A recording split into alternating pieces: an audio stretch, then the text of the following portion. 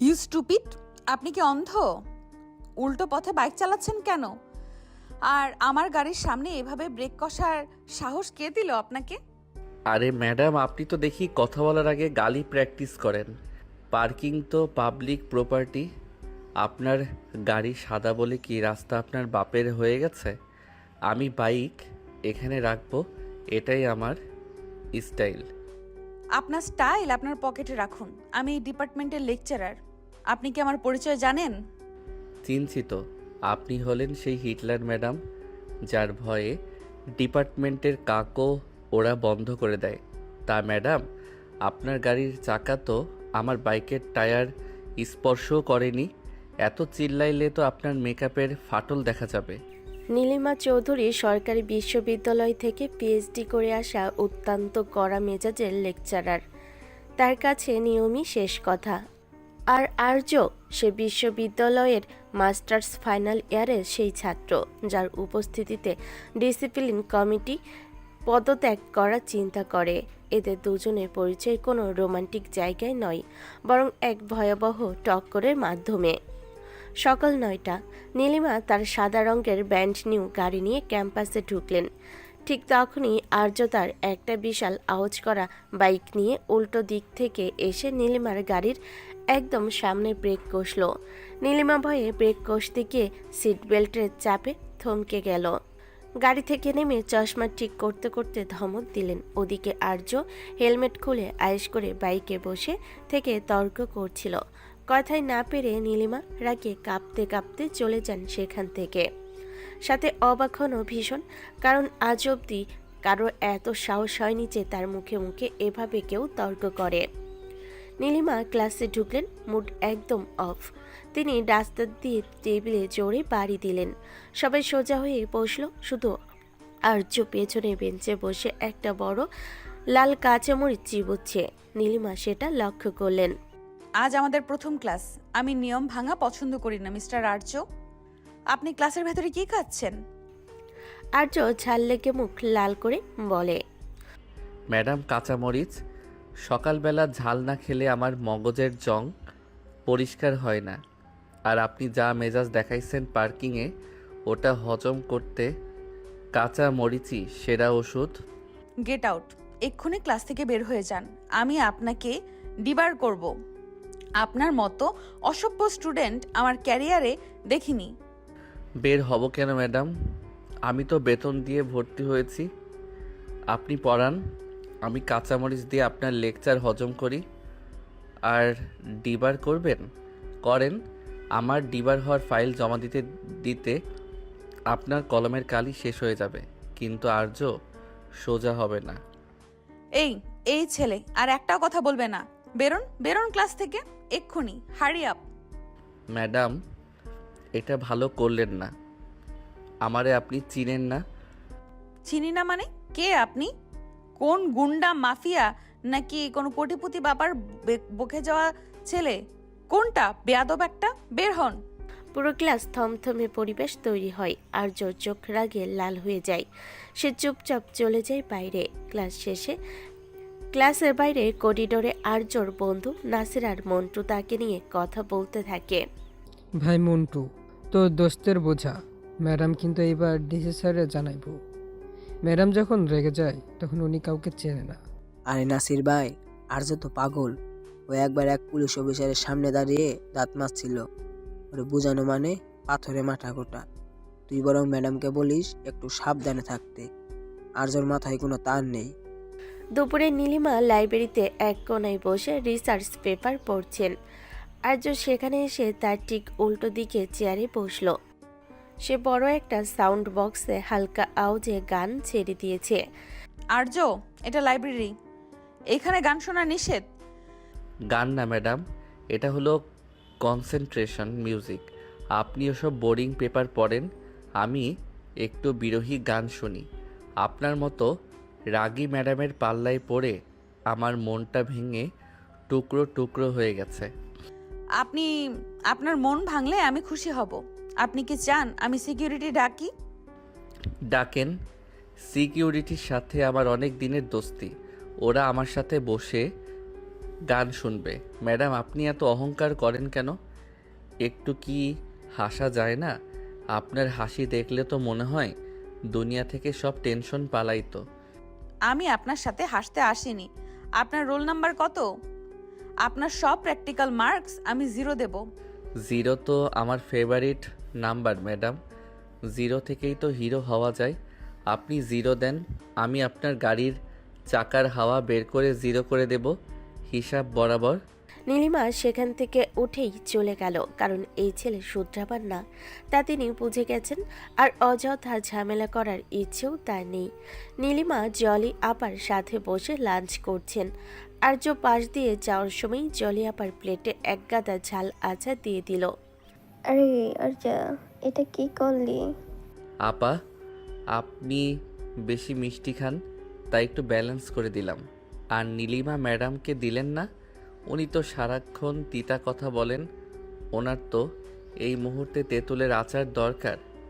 নীলিমা খাবার ছেড়ে উঠে দাঁড়িয়ে পড়ে। আর্য, আপনি সব সীমা ছাড়িয়ে যাচ্ছেন। আপনি কি জানেন আপনার এই তেরামির ফল কি হতে পারে? কি হবে?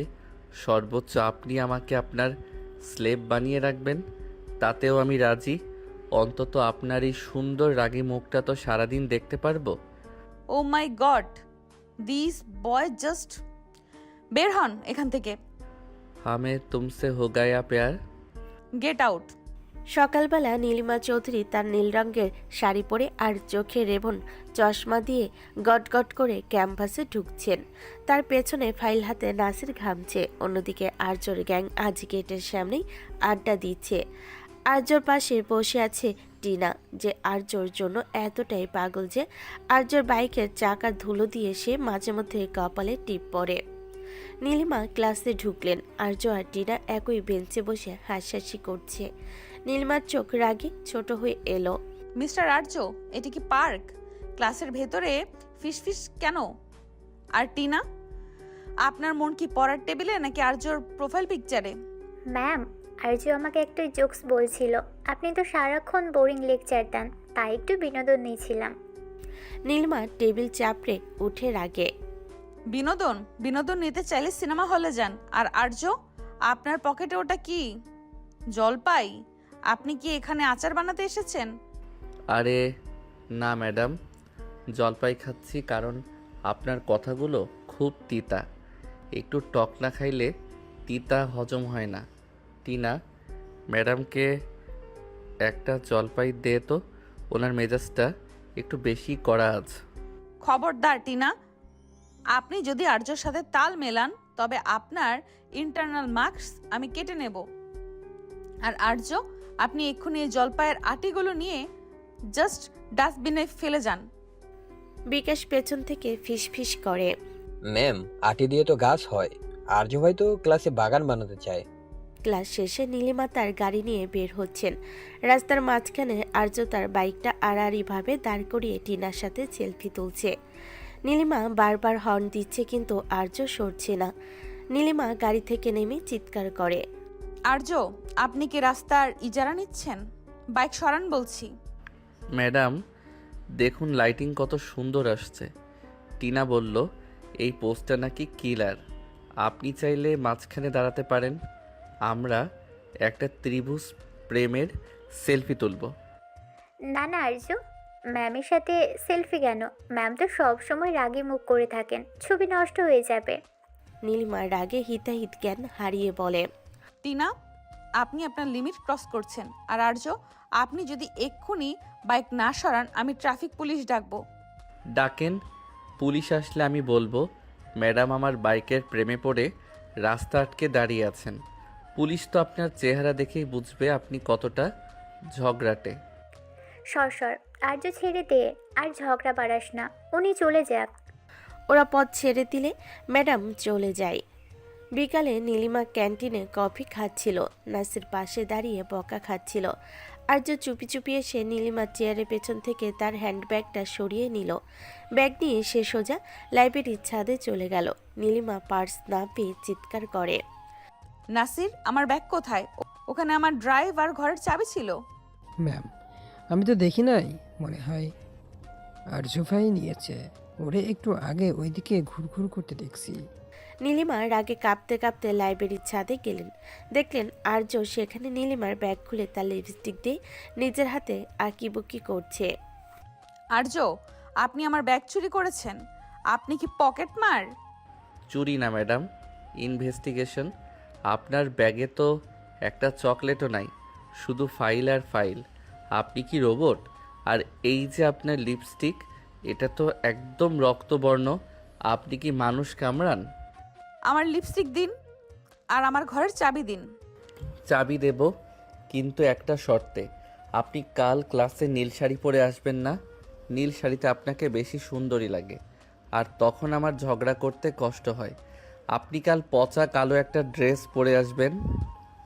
টিনা পিছন থেকে এসে বলে, আর্য, তুমি ম্যামের লিপস্টিক নিয়ে কি করছো?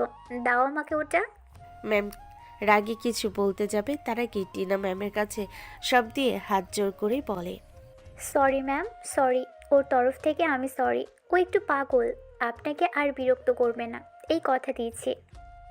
মনে থাকে জানো, এইবারের মতো মাফ করলাম। হঠাৎ ঝমঝম করে বৃষ্টি নামলো। নীলিমা তার গাড়ি পর্যন্ত যাওয়ার আগেই ভিজে গেলেন। রাস্তার এক কোণে বড় একটা গর্তে পানি জমে আছে। আর্য তার বাইক নিয়ে সজোরে সেই কাদার উপর দিয়ে চলে গেল। কাদা ছিটকে নীলিমার দামি শাড়ি আর মুখে মাখামাখি হয়ে গেল।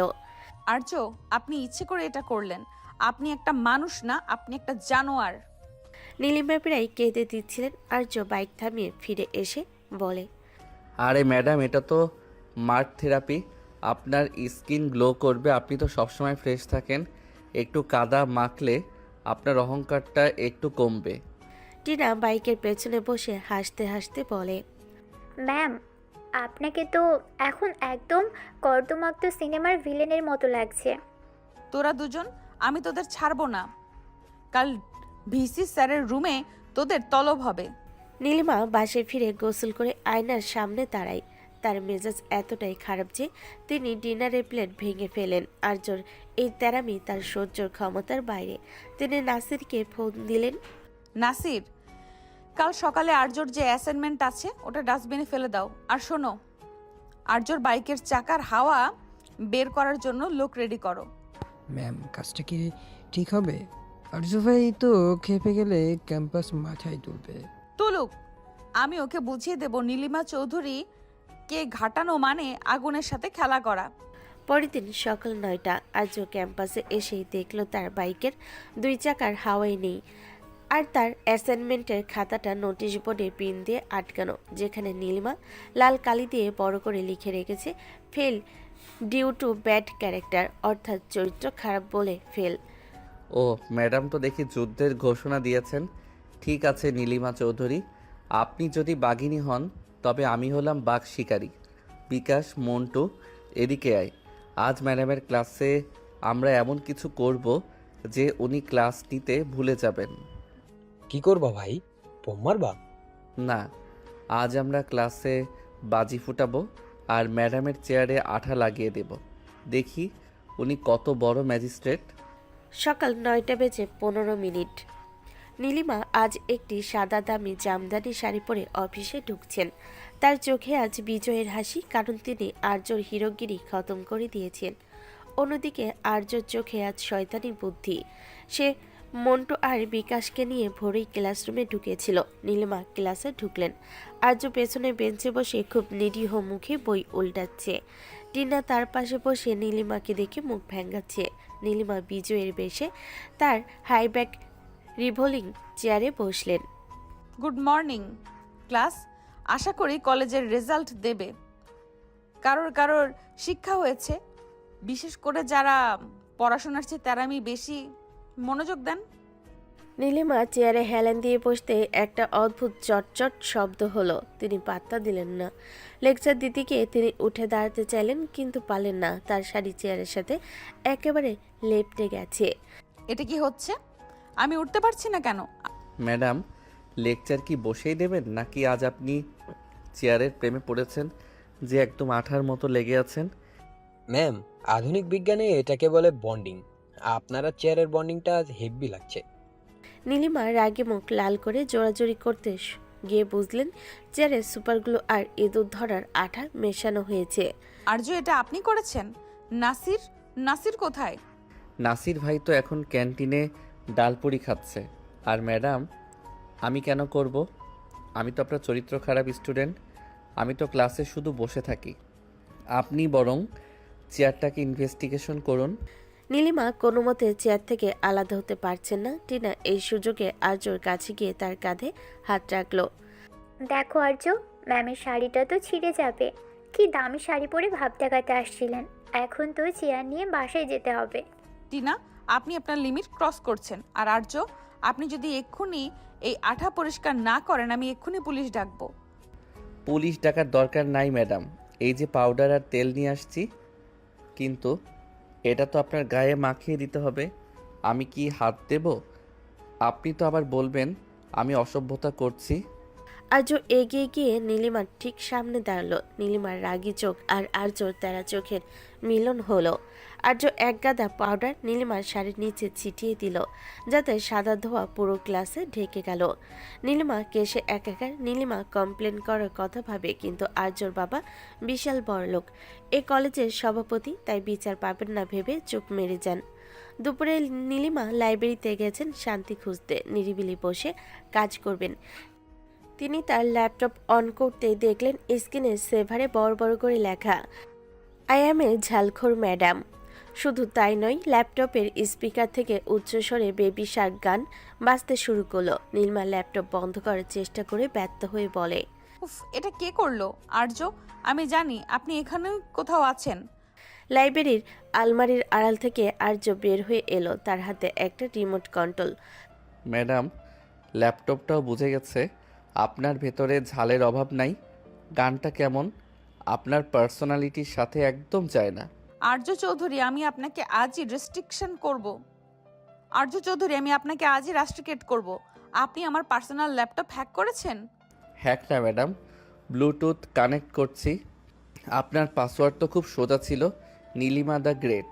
এত অহংকার পাসওয়ার্ডেও রাখেন কেন? তখনই টিনা সেখানে এসে দাঁড়ালো। আর্য, তুমি ম্যামের সাথে এত কথা কেন বলছো? চলো আমরা ফুচকা খেতে যাই। ম্যাম তো সারাদিন ল্যাপটপ নিয়েই থাকুক। টিনা, আপনি আপনার ক্লাসে যান। আর আর্য, আমার চাবি দিন। আমার ড্রয়ারের চাবি আপনি নিয়েছেন। আর্য চাবি দিয়ে গান গাইতে গাইতে চলে গেল। নীলিমা এবার ঠিক করলেন তিনি আর্যকে জব্দ করবেন। তিনি ক্যান্টিন বয় সালাম ভাইকে ডেকে আর্যর স্পেশাল ডালপুরিতে এক গাদা তেঁতুল টক আর অতিরিক্ত ঝাল মিশিয়ে দিতে বলেন। আর্য আয়েশ করে ডালপুরিতে কামড় দিল। নীলিমা এক কোণে বসে জয়ের হাসি হাসছেন, কিন্তু আর্য এক কামড় দিয়েই বুঝলো একটা সমস্যা। সে ডালপুরিটা না ফেলে উল্টো নীলিমার দিকে এগিয়ে এলো। ম্যাডাম, আজকের ডালপুরিটা হেভি টেস্ট, আপনি একটু ট্রাই করবেন? আপনি তো সব সময় মিষ্টি কথা বলেন, একটু ঝাল খেলে ব্যালেন্স হবে। না ধন্যবাদ, ওটা আপনার জন্য স্পেশাল বানানো হয়েছে। ও, তার মানে আপনি আমার জন্য স্পেশাল অর্ডার দিয়েছেন। এত ভালোবাসা রাখবো কোথায়? আর্য হুট করে ডালপুরিটা নীলিমার মুখের কাছে নিয়ে এলো। নীলিমা পিছাতে গিয়ে পেছনে জলি আপার গায়ের ওপর বলেন। জলি আপার হাতের চা নীলিমার সাদা শাড়িতে পরে একাকার। ও মা নীলিমা, তুমি তো আজ একদম খালি খেয়ে ফেললে। চিৎকার করো আর্য। আর্য, আমি তোমাকে জ্যান্ত কবর দেব। বিকেলবেলা নীলিমা তার গাড়ি নিয়ে বের হতে গিয়ে দেখলেন গেটের সামনে আর্য আর তার দলবল ফুটবল খেলছে। আর্য এক লাথিতে বলটা এসে সোজা নীলিমার গায়ের উইন্ডোর স্ক্রিনে লাগলো। সামনে একটা ফাটল দেখা দিল। নীলিমা গাড়ি থেকে নেমে বলে, আর্য, আপনি কি পাগল? আমার দামি গাড়ির গ্লাস ভেঙে দিলেন। আরে ম্যাডাম, এটা তো গোল হয়েছে। আপনার গাড়ি তো গোলপোস্টের মতো মাঝ রাস্তায় দাঁড়িয়ে আছে। আমি কি করব? টিনা আর্যর হাত ধরে বলে, আরে আর্য, বাতাও না। ম্যামের গাড়ি তো অনেক পুরনো হয়ে গেছে, এখন একটা নতুন কিনতে পারবে এই উছিলাই। নীলিমা টিনার দিকে তেড়ে গিয়ে বলে, পুরনো? টিনা, আপনি কি জানেন এই গাড়ির দাম কত? আপনার বাবার 3 মাসের বেতন দিলেও এটা কেনা যাবে না। ও, তার মানে টাকার গরম দেখাচ্ছেন। ঠিক আছে ম্যাডাম, কাল থেকে আমি রিক্সা নিয়ে আপনার পেছনে পেছনে আসব। দেখি আপনি কত বড় বড় কথা বলেন। নীলিমা বাসায় ফিরে নিজের রুমে দরজা বন্ধ করে দিলেন। তার সাদা দামি শাড়িটা নষ্ট হয়েছে, চেয়ারে আঠা লেগেছিল। এখন গাড়ির গ্লাসও ভাঙ্গা। তিনি ডুকরে কেঁদে উঠলেন। তার মনে হচ্ছে আর্য তাকে সবার সামনে ছোট করছে। তিনি তার ডায়েরিতে লিখলেন। আর্যকে আমি শেষ করে দেব, হয় ও থাকবে না হয় আমি। ঠিক তখনই তার ফোনে একটা ছোট্ট মেসেজ এলো। আর্য পাঠিয়েছে। ম্যাডাম, রাগ কমলে গ্লাসটা সারিয়ে নেবেন। আর হ্যাঁ, পাউডারটা কিন্তু দামি ছিল। আমার পকেট মানি সব শেষ। কাল অফিসে টিফিনটা কিন্তু আপনি খাওয়াবেন। এই ছেলের চামড়া আমি টেনে ছিঁড়ব। পরদিন সকালে নীলিমা অফিসে এসে দেখলেন তার রুমে দরজায় একটা বড় পোস্টার মারা। সেখানে নীলিমার একটি ছবি বিকৃত করে আঁকা হয়েছে। মাথায় শিং লাগানো, নিচে লেখা, বাঘিনী ম্যাডাম হতে সাবধান। পুরো ক্যাম্পাসে স্টুডেন্টরা সেখানে দাঁড়িয়ে হাসাহাসি করছে। নীলিমা পোস্টারটা ছিঁড়তে ছিঁড়তে বলে, নাসির, আর্যকে আমার রুমে ডাকুন এক্ষুনি। ম্যাম, আর্য ভাই তো ক্লাসে নাই। উনি নাকি আপনার জন্য শান্তি মিছিল বের করছে ক্যাম্পাসে। কি আমাকে যাতা বলে করে আমার নামে শান্তি মিছিল? এই ছেলে আমার লাইফ হেল করে দেবে আল্লাহ। সকালবেলা নীলিমা চৌধুরীর চোখে আজ ডার্ক সার্কেল। কাল রাতে আর্যর মেসেজ আর নিজের অপমানের কথা ভেবে তিনি এক ফোঁটাও ঘুমাতে পারেননি। তিনি আজ ঠিক করেছেন সোজা ডিন স্যারের কাছে গিয়ে আর্যর টিসি কাটিয়ে দেবেন। কিন্তু আর্যর মাথায় যে অন্য বুদ্ধি খেলছে সেটা নীলিমা কল্পনাও করতে পারেনি। নীলিমা রাগে ফুঁসতে ফুঁসতে ডিন স্যারের রুমে ঢুকলেন। পেছনে নাসির ফাইল নিয়ে কাঁপছে। ভেতরে গিয়ে দেখলেন আর্য আগে থেকে সেখানে বসে ডিন স্যারের সাথে চা খাচ্ছে আর হাসি করছে। স্যার, আপনি এই অসভ্য ছেলেটার সাথে চা খাচ্ছেন? ও আমার গাড়ির গ্লাস ভেঙেছে, আমার চেয়ারে আঠা লাগিয়েছে, এমনকি আমার ল্যাপটপ হ্যাক করেছে। বসুন নীলিমা, আর্য আমাকে সব বলেছে। ও বলল ওর ফুটবলের শট ভুল করে আপনার গাড়িতে লেগেছে এবং ও সেজন্য খুব অনুতপ্ত। এমনকি ও আপনার গাড়ির গ্লাস ঠিক করার জন্য ওর জমানো টাকা দিতে চাইছে। আর্য একদম নিরীহ চেহারার মতো মুখ করে বলে, হ্যাঁ স্যার, আমি তো ভুল স্বীকার করছি, কিন্তু ম্যাডাম তো আমাকে জ্যান্ত কবর দেওয়ার হুমকি দিচ্ছেন। আমি খুব ভয়ে আছি স্যার। মিথ্যাবাদী, ও একটা চরম মিথ্যুক। স্যার, আমি ওর রাস্টিকেশন চাই। দেখুন নীলিমা, সামনে এক্সাম, এর সময় কাউকে বের করা যায় না। তবে আমি একটা সমাধান বের করেছি। আর্যর রেজাল্টটা খুব খারাপ। আপনি যেহেতু এর সাবজেক্ট এক্সপার্ট, তাহলে আগামী 1 মাস আর্য প্রতিদিন বিকেলে আপনার বাসায় গিয়ে স্পেশাল কোচিং নেবে। এটা আপনার দায়িত্ব ওকে শুধরানোর। নীলিমা চেয়ার থেকে প্রায় লাফিয়ে উঠলেন। কি? আমার বাসায় এই বানরটা আমার ড্রয়িং রুমে বসে পড়াশোনা করবে? অসম্ভব। খেল শুরু ম্যাডাম। এখন আপনার কিচেন থেকে বেডরুম সবখানে আর্যর রাজত্ব চলবে। ডিপার্টমেন্টের করিডোরে টিনা আর্যর পথ আটকালো। সেসব শুনেছে। আর্য, তুমি ওই হিটলার ম্যাডামের বাসায় যাবে পড়তে? কেন? আমি কি তোমাকে পড়াতে পারি না? তুমি কি ইচ্ছে করে ওনার কাছে যাচ্ছ? আরে টিনা, এটা তো দাবার চাল। ম্যাডাম আমাকে ফেল করানোর ধান্দা করছে, তাই আমি ওনার ঘরে ঢুকে ওনার কোশ্চেন পেপারই চুরি করব, বুঝলি? আমার বিশ্বাস হচ্ছে না।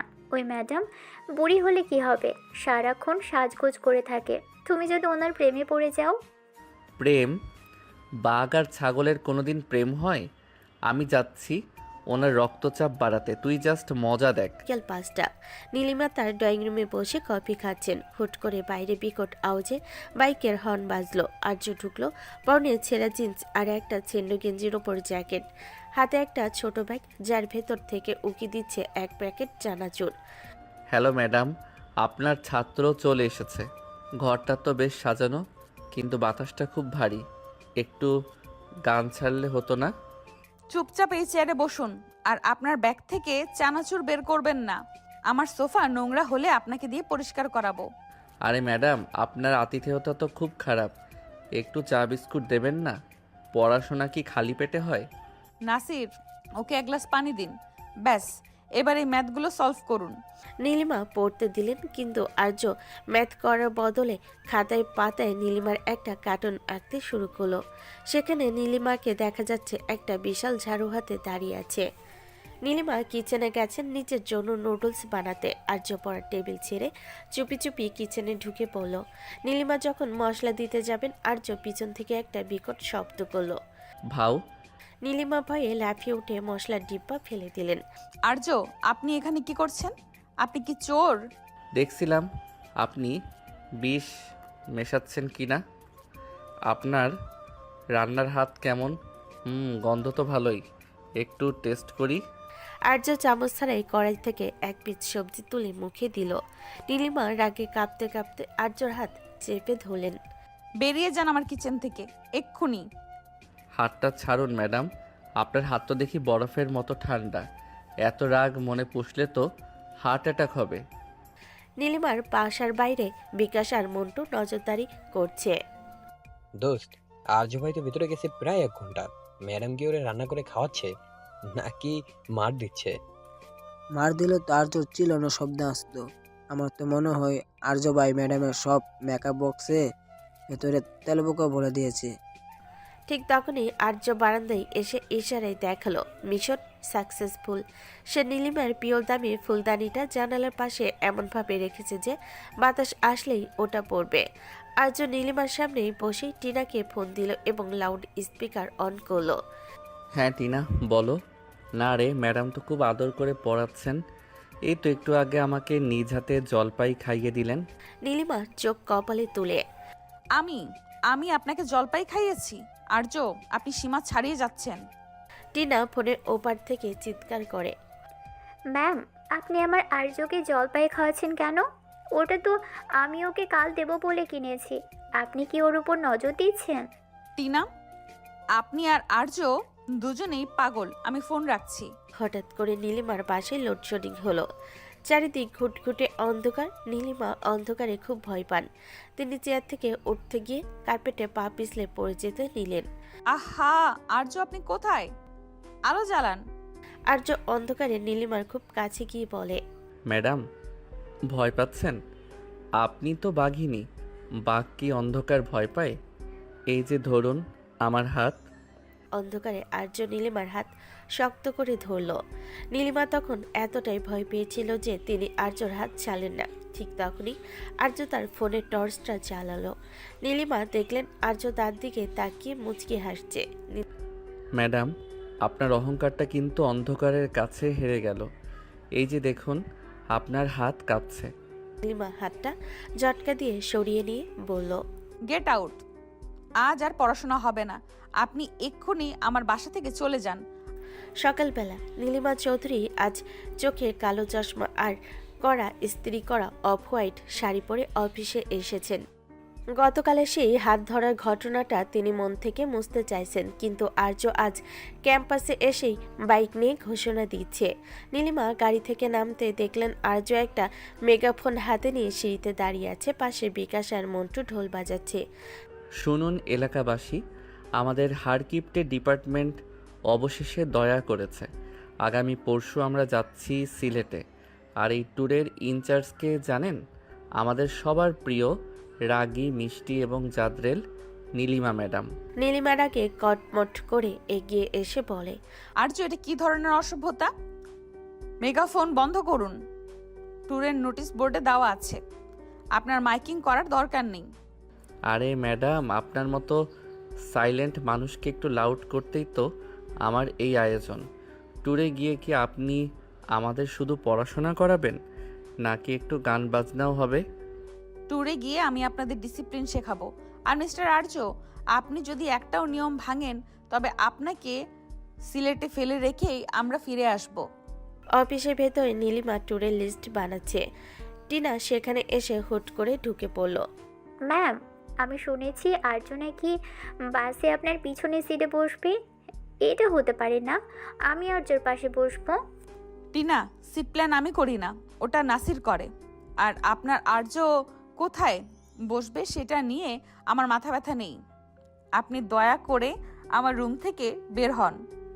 আমি জানি ম্যাম, আপনি ইচ্ছে করে আর্যকে আপনার আশেপাশে রাখতে চান। কাল রাতেও ও আপনার বাসায় গিয়েছিল। আজ আপনি ওকে ট্যুরে নিয়ে যাচ্ছেন। আপনি কি আর্যকে পছন্দ করেন? নীলিমা কলমটা টেবিলের উপর সজোরে রেখে চিৎকার করে ওঠে। টিনা, আপনি কি পাগল হয়েছেন? আর্যর মতো একটা অসভ্য তেরা ছেলেকে আমি পছন্দ করব? ওর মুখ দেখলেই তো আমার মেজাজ খারাপ হয়ে যায়। Get out. পরদিন সকালে ট্যুরের বাস দাঁড়িয়ে আছে। নীলিমা বাসের সামনে বসে ছিটে।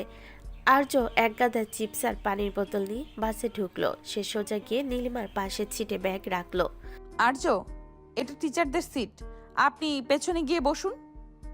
ম্যাডাম, পেছনে বিকাশ বমি করে আর টিনা তো সারাক্ষণ আমার কানে ক্যান ক্যান করে। আমি যদি আপনার পাশে না বসি তবে আমি বাস থেকে নামবো না। বাস এখানেই দাঁড়িয়ে থাকবে। নাসির, ওকে এখান থেকে সরান। ম্যাম, আর্য ভাই তো সরতাছে না। উনি কইতাছে উনি না গেলে ট্যুর ক্যান্সেল হইয়া যাইব। স্টুডেন্টরা ওনার পক্ষ নিছে। ঠিক আছে, বসুন, কিন্তু একটা কথাও বলবেন না।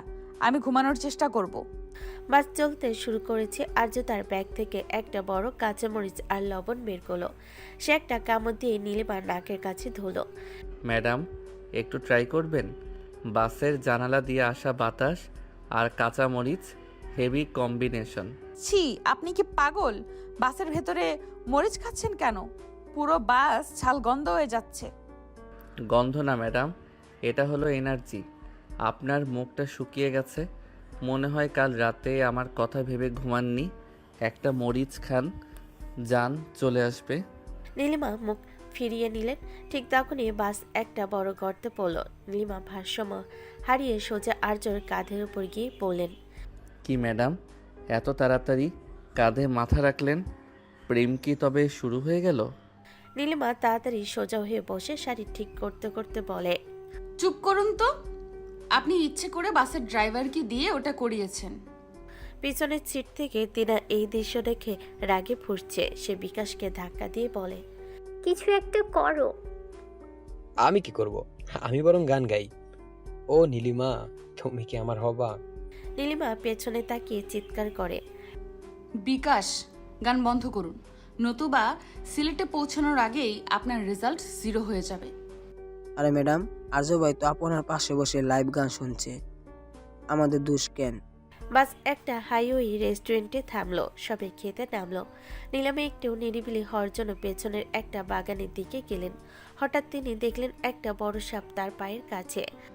আহ, আর্য, বাঁচাও। আর্য ডালপুরি হাতে নিয়ে দৌড়ে এলো। সে সাপটার লেজ ধরে এক ঝটকায় জঙ্গলে ছুঁড়ে মারল। নীলিমা ভয়ে থরথর করে কাঁপছে। তিনি আর্যর হাত শক্ত করে জড়িয়ে ধরলেন। ম্যাডাম, সাপ তো চলে গেছে, কিন্তু আপনার ইগো তো দেখি এখনো আমার হাতে বন্দি, ছাড়বেন না? নীলিমা লজ্জে হাত ছেড়ে দিয়ে বলে, আমি জাস্ট ভয় পেয়েছিলাম। আপনি এখানে কি করছেন? আমি আপনার বডিগার্ড। আপনি যেখানে বিপদে পড়বেন সেখানেই এই তেরা ছাত্র হাজির হবে, কিন্তু এর বদলে কাল আমাকে ল্যাবে 10 মার্কস বেশি দিতে হবে। রাজি? কখনোই না, জীবন দিলেও মার্কস দেব না। রাত 8টা। তারা সিলেটের একটা পাহাড়ি রিসোর্টে পৌঁছালো। নাসির এসে নীলিমাকে একটা চাবি দিল। ম্যাম, আপনার রুমটা দোতলায়, আর আর্য ভাইয়ের রুম আপনার ঠিক পাশেরটা। কি? পাশের রুম কেন? দূরে কেন রুম ছিল না? আর্য চাবি ঘোরাতে ঘোরাতে বলে, ম্যাডাম, ভয় পাবেন না।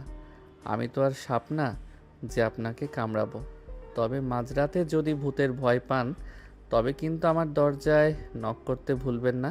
নীলিমা নিজের রুমে দরজা দরম করে লাগিয়ে দিয়ে বলে, এই ছেলেকে নিয়ে আমি নির্ঘাত পাগল হয়ে যাব।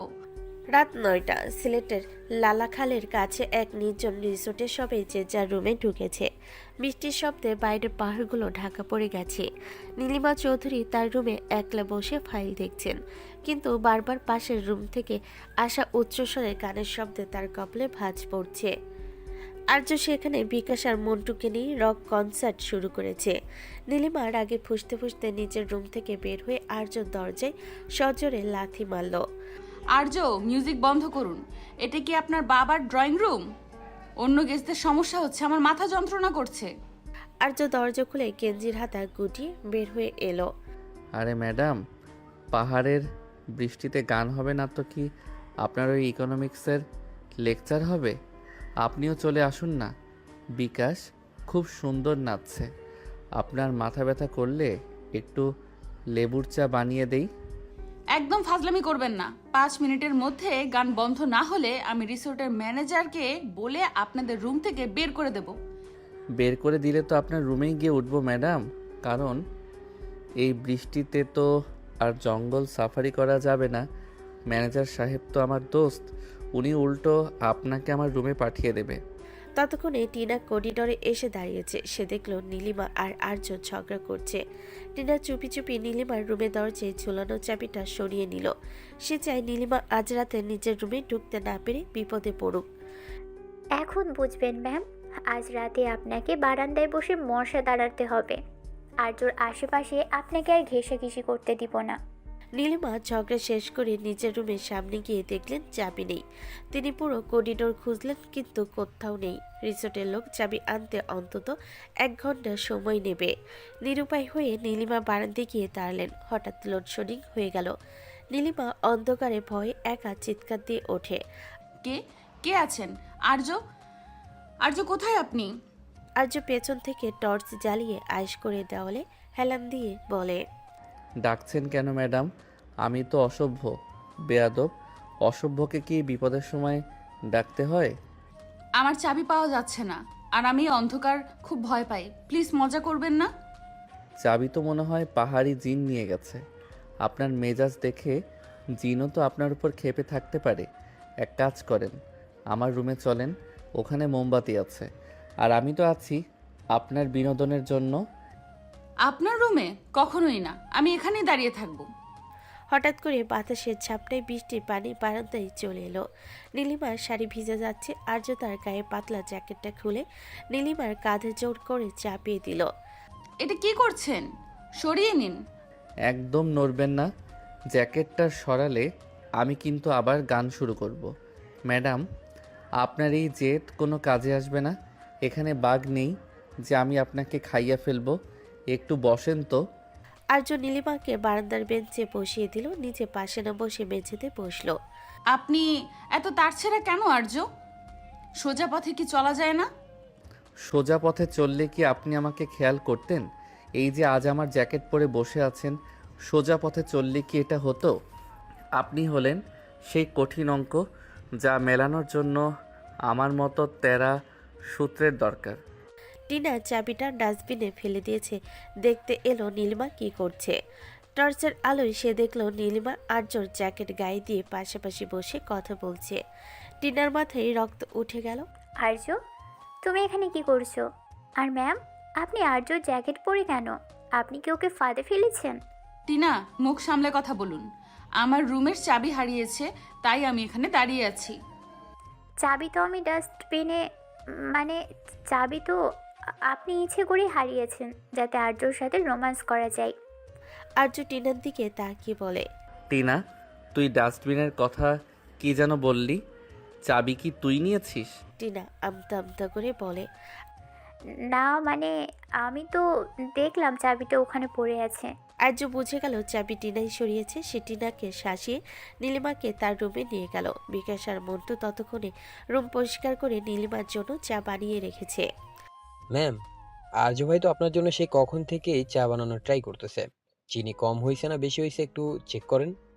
নীলিমা চায়ের কাপে চুমুক দিয়ে বলে, এটা কি চা নাকি শরবত? এত চিনি দিয়েছেন কেন? আপনার জীবনটা তো শুধু তিতা দিয়ে ভরা ম্যাডাম।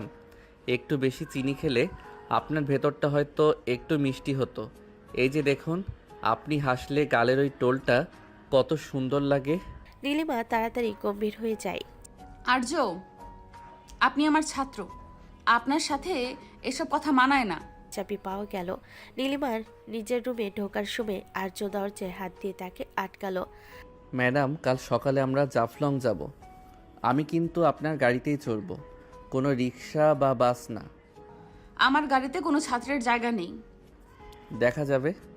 কাল সকালে যদি আপনার গাড়ির চাবিটা আমার কাছে থাকে তবে তো আমার কথা শুনতেই হবে। আপনি কি আমার চাবিও নেবেন? নিয়ে নিছি ম্যাডাম, এই যে দেখুন। আর্য পকেট থেকে নীলিমার গাড়ির চাবি বের করে নাড়তে লাগলো। নীলিমা চিৎকার করতে গেলেন কিন্তু আর্য তার ঠোঁটে আঙ্গুল দিয়ে ইশারা করলো চুপ। গুড নাইট টিচার, কাল সকালে রেডি থাকেন। সিলেটে এখন বাঘে বলদে লড়াই করছে। নীলিমা নিজের ক্ষমতা দিয়ে আর্যকে সাইজ করতে চাইছেন, আর আর্য তেরামি দিয়ে নীলিমার জীবন অতিষ্ঠ করে দিচ্ছে। এদিকে টিনা এখন বড় কোনো ষড়যন্ত্রের পরিকল্পনা করছে। সকাল 8টা, রিসোর্টের বাইরে নীলিমার প্রিয় সাদা এসইউভি গাড়িটি দাঁড়িয়ে আছে। নীলিমা চশমা চোখে দিয়ে রেডি হয়ে গাড়ির কাছে গিয়ে দেখলেন আর্য ড্রাইভিং সিটে বসে আয়েশ করে গান শুনছে। পাশে বসে বিকাশ আর মন্টু বাদাম চিবুচ্ছে। নীলিমা গাড়ির জানালার কাছে গিয়ে নক করলেন। আর্য, আমার গাড়ির সিট থেকে নামুন। আপনি কি আমার ড্রাইভার? আর আমার চাবি ফেরত দিন। আর্য গ্লাস নামিয়ে মুচকি হেসে বলে, ম্যাডাম, সিলেটে আসছে আনন্দ করতে। আজ ড্রাইভার ছুটি, আমি আপনার সারথি। আর আপনি যদি না ওঠেন তবে আমি এই গাড়ি নিয়ে জাফলং চলে যাব। আপনি কি রিকশায় করে ধুলো মেখে যাবেন? নীলিমা নিরুপায় হয়ে পেছনের সিটে বসতে চাইলেন। ঠিক আছে, চালান। হুম, পেছনে তো নাসির ভাই আর ফাইলপত্র বসবে, আপনি বসবেন আমার পাশের সিটে। টিচার আর স্টুডেন্টের ডিস্টেন্স আজ একটু কমাই, কি বলেন? অসভ্য, আপনি কি আমাকে হুকুম দিচ্ছেন? না ম্যাডাম, অপশন দিচ্ছি, হয় পাশে বসেন, না হয় বাসে গিয়ে টিনার বকবকানি শোনেন। নীলিমা বাধ্য হয়ে আর্যর পাশে বসলেন। আর্য গাড়ি স্টার্ট দিতে টিনা দৌড়ে এলো। আর্য, তুমি ম্যামকে নিয়ে একা যাচ্ছ কেন? আমি কোথায় বসবো? টিনা, তুই বাসে যা, ম্যামের সাথে আমার কিছু একাডেমিক আলোচনা আছে। টাটা। টিনা বাধ্য হয়ে চলে গেল। জাফলং পৌঁছানোর পর সবাই পাথরের নদীতে নামলো। নীলিমা শাড়ি সামলে পাথরের উপর দিয়ে হাঁটছেন। আর্য হাফ প্যান্ট আর টি শার্ট পরে ঝর্ণার নিচে দাপাদাপি করছে। সবাই সাবধান, পাথর পিচ্ছিল, বেশিক্ষণ পানিতে থাকবেন না। আর্য নীলিমাকে দেখে চিৎকার করে, ম্যাডাম, আপনি কি শুধু তীরের ডাঙায় দাঁড়িয়ে হুকুম দেবেন? সাহস থাকলে পানিতে নেমে দেখান, নাকি মেকআপ ধুয়ে যাওয়ার ভয় পাচ্ছেন? আমার সাহসের সার্টিফিকেট আপনার কাছ থেকে দিতে হবে না। আমি পানিতে নামবো না। বলতে না বলতে নীলিমার পা একটা শ্যাওলাই ধরা পাথরে পিছলে গেল। তিনি আল্লাহ বলে সরাসরি হাঁটু সমান পানিতে ধপাস করে পড়ে গেলেন। তার দামি শাড়ি আর চশমা একাকার হয়ে গেল। আর্য হাসতে হাসতে কাছে এসে হাত বাড়িয়ে বলে, কি ম্যাডাম, সাহসের পরীক্ষা কি তবে পানিতেই শুরু হলো? ধরুন আমার হাত, না হলে তো স্রোত আপনাকে ইন্ডিয়া নিয়ে যাবে। নীলিমা রাগে অপমানে আর্যর হাত ঝটকা দিয়ে সরিয়ে দিয়ে একা ওঠার চেষ্টা করলেন, কিন্তু আবার পিছলে পড়লেন। আর্য, আপনি হাসছেন? আমি ব্যথা পেয়েছি। আর্য এবার আর হাসলো না। সে এক ঝটকায় নীলিমাকে পাজাকোলা করে কোলে তুলে নিল।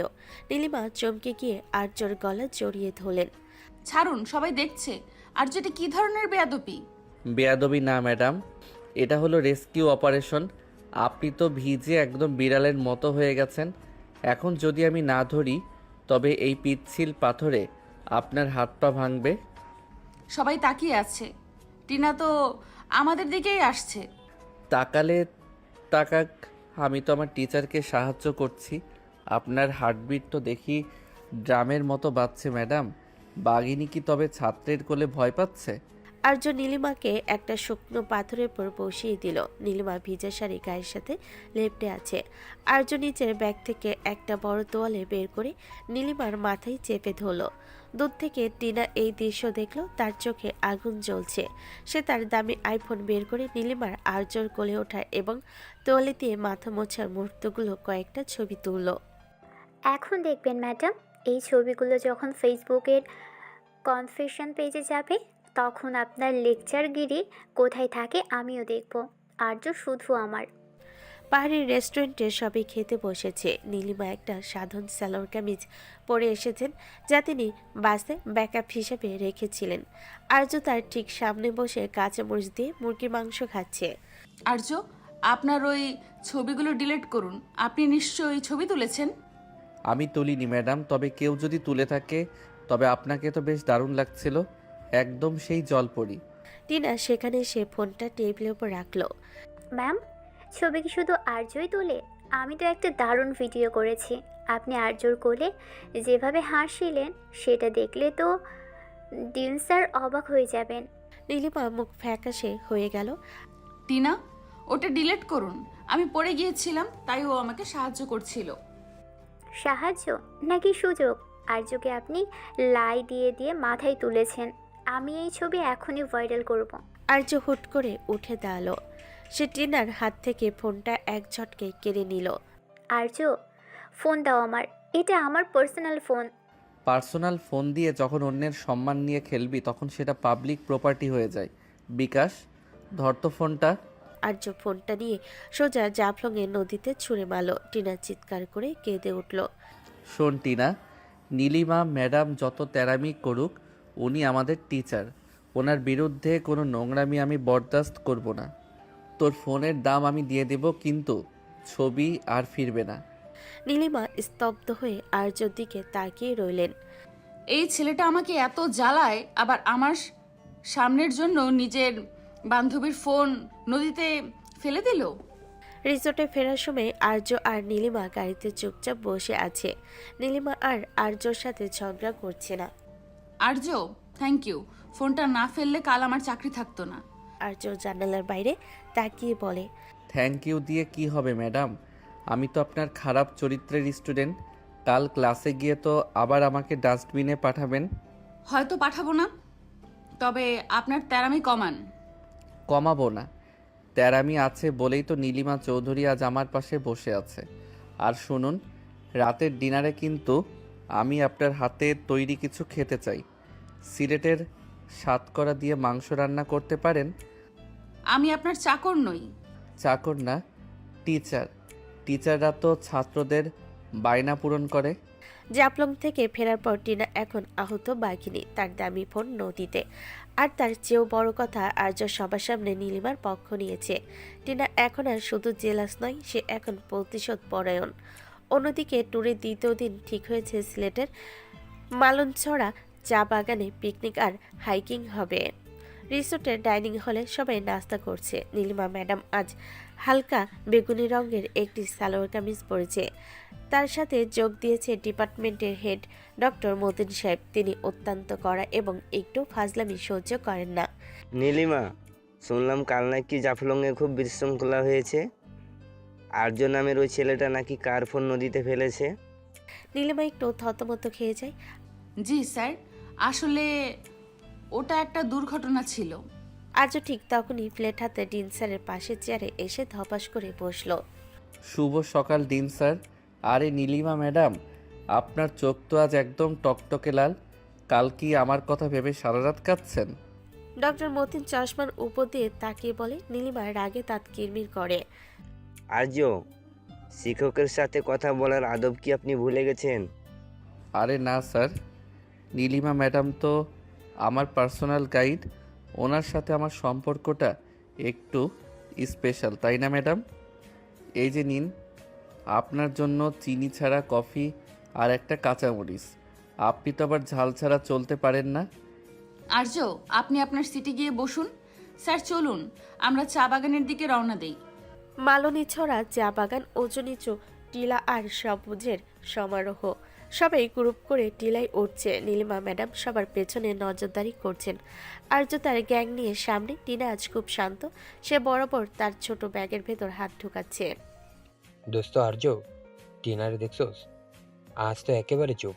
ফোনের শোকে কি কবি বানাই দিল নাকি ওকে? হয়তো, কিন্তু আমার কেন জানি মনে হইতাছে টিনা আজ বড় কোনো বোমা ফুটাইব। টিলার একটা নির্জন মোড়ে নীলিমা ম্যাডাম একা হয়ে পড়লেন। তিনি একটা গাছের ছায়ে দাঁড়িয়ে জিরোচ্ছেন। ঠিক তখন টিনা সেখানে হাজির হলো। ম্যাম, খুব তো আর্যকে নিয়ে নাচানাচি করছেন। আপনি কি জানেন আর্যর বাড়িতে ওনার মা অলরেডি ওনার বিয়ে ঠিক করে রেখেছেন? আপনার মতো একজন ওল্ড স্কুল টিচারকে আর্যর মা কোনো দিনও মেনে নিবে না। টিনা, আপনি এসব কি বলছেন? আর্যর বিয়ে কার সাথে হলো না হলো তাতে আমার কি? নাটক করবেন না ম্যাম। আমি জানি আপনার দুর্বলতা, তবে মনে রাখবেন আর্যর মা আজ সন্ধ্যার রিসর্টে ফোন করবেন। আমি ওনাকে সব বলে দিয়েছি, আপনার আর আর্যর সেই জাফলংয়ের কোলে ওঠার গল্প। ইউ স্টুপিড গার্ল, আপনি এটা কি করলেন? টিনা কথাগুলো বলে দৌড়ে ভিড়ের মাঝে মিশে গেল। নীলিমা টিনার পিছু নিতে গিয়ে ভুল পথে ঢুকে পড়লেন। চা বাগানের গহীনে ঘন জঙ্গল। কিছুক্ষণ পর নীলিমা বুঝলেন তিনি রাস্তা হারিয়েছেন। তার ফোনের নেটওয়ার্ক নেই। কেউ আছেন? ডিন স্যার, নাসির, আর্য? ঝোপঝাড়ের ভেতর থেকে খড়খড় শব্দ হলো। নীলিমা ভয়ে একটা গাছের গুঁড়ি আঁকড়ে ধরলেন। হঠাৎ একটা শীষ দেওয়ার শব্দ শোনা গেল। আর্য গাছের ডাল সরিয়ে বের হয়ে এলো। কি ম্যাডাম, ক্লাসরুমে তো আপনি খুব ম্যাপ বোঝান, আজ চা বাগানে এসে কি দিগ্ভ্রান্ত হয়ে গেলেন? আমি না থাকলে তো আপনাকে এখানে বাঘে ধরতো। নীলিমা আর্যকে দেখে হাঁপ ছেড়ে বাঁচলেন, কিন্তু এগো ছাড়লেন না। আপনি এখানে কি করছেন? আপনি কি আমাকে ফলো করছেন? ফলো না ম্যাডাম, পাহারা দিচ্ছি। আপনাকে একা রেখে গেলে তো ডিন স্যার আমার জেল দেবে। তা আপনার মুখটা শুকিয়ে গেছে কেন? টিনা কি বিষ ঢেলে দিয়ে গেছে?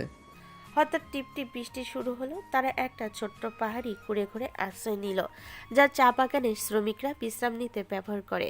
সেখানে কিছু হাঁড়ি পাতিল আর চুলা আছে। ম্যাডাম, খিদে লাগছে। আপনি না কাল বলেছিলেন আমার জন্য রান্না করবেন, এই তো সুযোগ। চাল ডাল আছে, একটু খিচুড়ি বানান তো। আমি এখন রান্না করব? আপনি কি পাগল? এখান থেকে বের হওয়ার রাস্তা খুঁজুন। রাস্তা তো আমার নখদর্পণে। আগে রান্না করেন, তারপর রাস্তা দেখাবো। না হলে এই বৃষ্টিতে আপনাকে সারা রাত এখানেই কাটাতে হবে। আর আপনি তো অন্ধকার ভয় পান, তাই না? নীলিমা বাধ্য হয়ে চুলায় আগুন জ্বালালেন। তিনি জীবনও মাটির চুলায় রান্না করেননি। ধোয়া ওনার চোখ মুখ লাল হয়ে গেল। আর্য পাশে বসে মজা দেখছে। আহা, লেকচারার ম্যাডাম আজ রাঁধুনি। দাঁড়ান, একটা ছবি তুলে রাখি। এটা দেখলে তো পুরো ইউনিভার্সিটি আপনার হাতে খেতে চাইবে। একদম ছবি তুলবেন না আর্য। আপনার এই তেরামি একদিন আপনাকে বড় বিপদে ফেলবে। বিপদ তো আমার নামের সাথে আঠা দিয়ে লেগে আছে ম্যাডাম। আপনি বরং খিচুড়িতে নুনটা একটু বেশি দেন। আপনার মেজাজটা যেমন করা, খাবারটাও তেমন হোক। এদিকে রিসোর্টে ফিরে টিনা লবিতে বসে আছে। সে আর্যর মাকে ফোন দিয়েছে। খালাম্মা, আমি টিনা। আর্য এখানে খুব বিপদে আছে। নীলিমা ম্যাডাম নামের একজন টিচার ওকে সারাক্ষণ ডিস্টার্ব করছে। আজ তো ওরা দুজন জঙ্গলে হারিয়ে গেছে একসাথে। কাউকেই দেখছি না, সবাই বলাবলি করছে। প্রথমে ম্যাম, তারপর আর্য, দুজনেই মিনিট 5-এর মধ্যে গায়েব হয়ে গেছে। আপনি কিছু একটু করুন। আর্যর মা ফোনের ওপারে চিন্তিত স্বরে বলে, কি বলছিস মা? আর্য তো এমন না। আমি এখনই রিসোর্টের নাম্বারে ফোন দিচ্ছি। কুড়ে ঘরে খিচুড়ি তৈরি। নীলিমা আর আর্য একই প্লেটে খাচ্ছে, কারণ আর কোনো থালা নেই। কেমন হয়েছে? আর্য এক লোকমা খেয়ে মুখ বিকৃত করে, উফ, এটা কি খিচুড়ি নাকি বালু? লবণে তো একদম বন্যা দিয়ে দিয়েছে। তবে কি জানেন, আপনার হাতের মিষ্টি রান্না বলে তিতাও আজ মিষ্টি লাগছে। আপনি কি সব সময় এরকম ফাজলামি করেন? কখনো কি সিরিয়াস হতে পারবেন না? সিরিয়াস হলে তো আপনি আমাকে সহ্য করতে পারবেন না। এই যে আমি তেরামি করি বলেই তো আপনি আমার সাথে ঝগড়া করতে পারেন। আপনি একা মানুষ না ম্যাডাম। বাসায় গিয়ে তো আপনার ঝগড়া করারও কেউ নাই। আমি না থাকলে আপনার দিনগুলো তো একদম পানসে হয়ে যেত।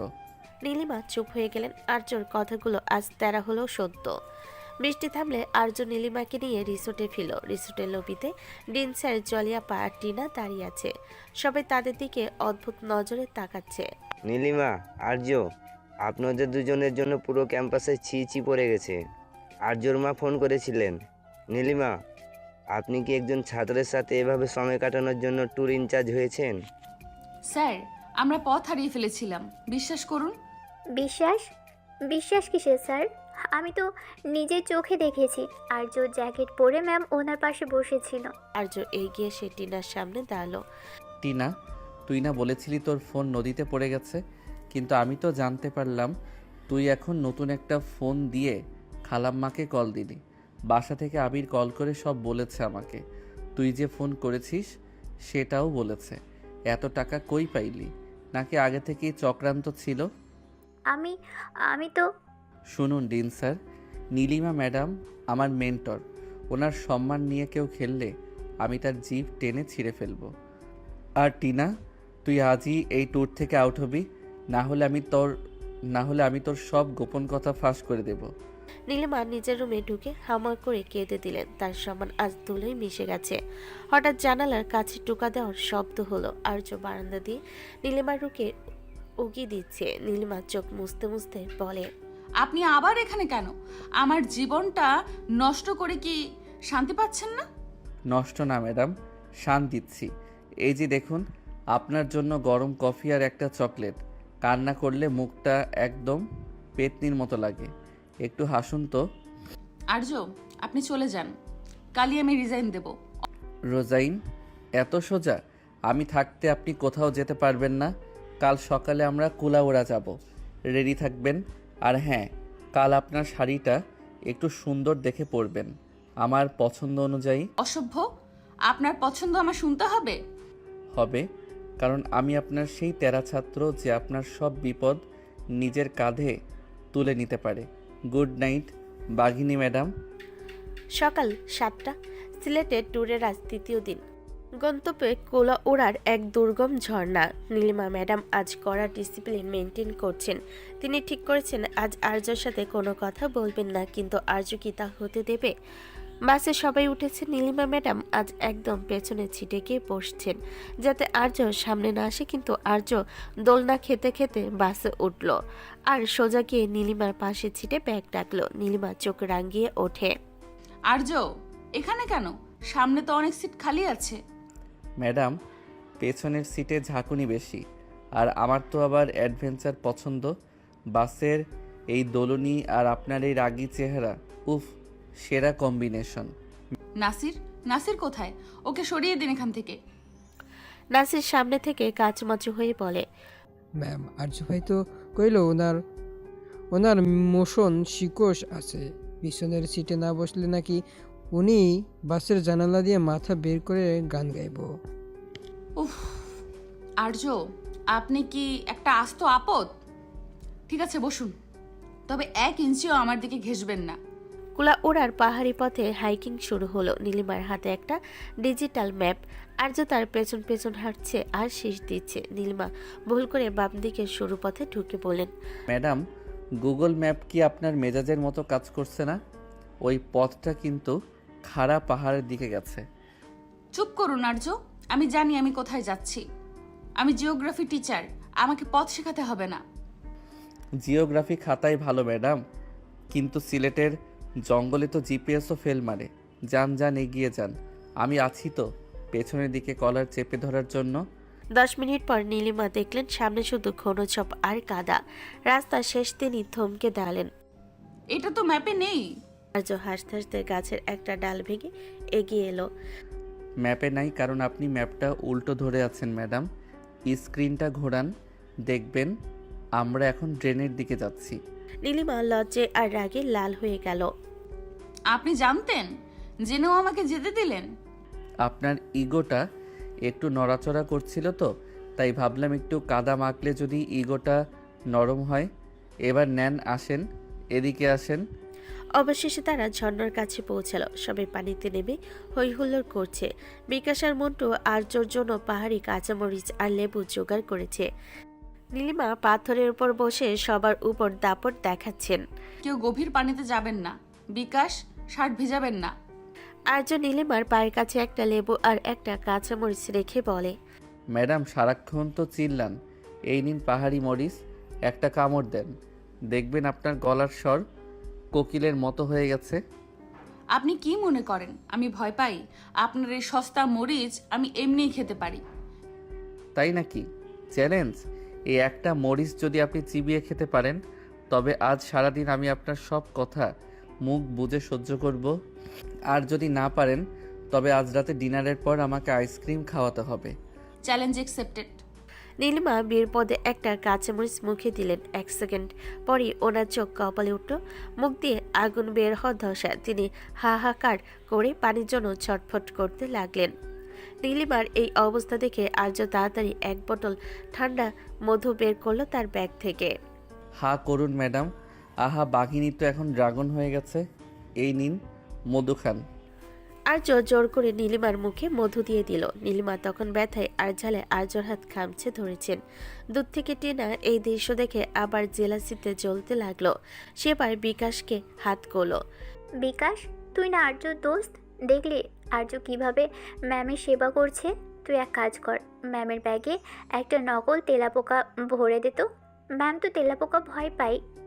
হবে হবে, ম্যাডাম যখন চিল্লাইবো তখন আর্য ভাই তো হাসবো, সেই মজা হবে। বিকেলে সবে যখন ক্যাম্পে ফিরছে নীলিমা ব্যাগ থেকে রুমাল বের করতে গেলেন। হাত দিতেই দেখলেন একটা বিশাল বড় তেলাপোকা, আসলে প্লাস্টিকে, ওনার হাতের উপর। ওরে বাবারে, বাঁচাও আর্য, সাপ, তেলাপোকা।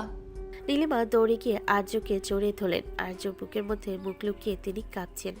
আর্য প্রথমে ঘাবড়ে গেল, পরে বিকাশ আর টিনাকে দেখে সব বুঝে গেল। আর্য নীলিমার মাথায় হাত রেখে বলে, ম্যাডাম শান্ত হন, এটা প্লাস্টিকের তেলাপোকা। আর আপনি যে বাঘিনী থেকে বিড়াল হয়ে গেলেন এটা তো সবাই দেখে ফেললো। নীলিমা হুঁশ ফিরতে আর্যকে ধাক্কা দিয়ে সরিয়ে দিয়ে বলে, বেয়াদব, আপনি এটা করেছেন? আপনি আমাকে সবার সামনে অপদস্থ করার জন্য তেলাপোকা রেখেছেন? আমি না ম্যাডাম, আপনার পেছনে আপনার এই ছাত্ররা কলকাঠি নাড়ছে। তবে জড়িয়ে ধরে যে আদরটা দিলেন তার জন্য একটা থ্যাংক ইউ পাওয়া উচিত ছিল। রাতে রিসোর্টে লাস্ট ডিন স্যার ঘোষণা করেছেন আজ সবাই গান গাইবে। নীলিমার মন খুব খারাপ, তিনি একা একা এক কোণায় বসে আছেন। আর্য মাইক্রোফোন হাতে নিল। আজকের এই গানটা উৎসর্গ করছি আমাদের সেই ম্যাডামকে, যিনি মরিচ খেতে গিয়ে ড্রাগন হন আর তেলাপোকা দেখে বাঘিনী থেকে বিড়াল হন। ম্যাডাম, আপনার জন্য এই গান, একটু রাগী একটু মিষ্টি, তোমার ওই চোখের দৃষ্টি।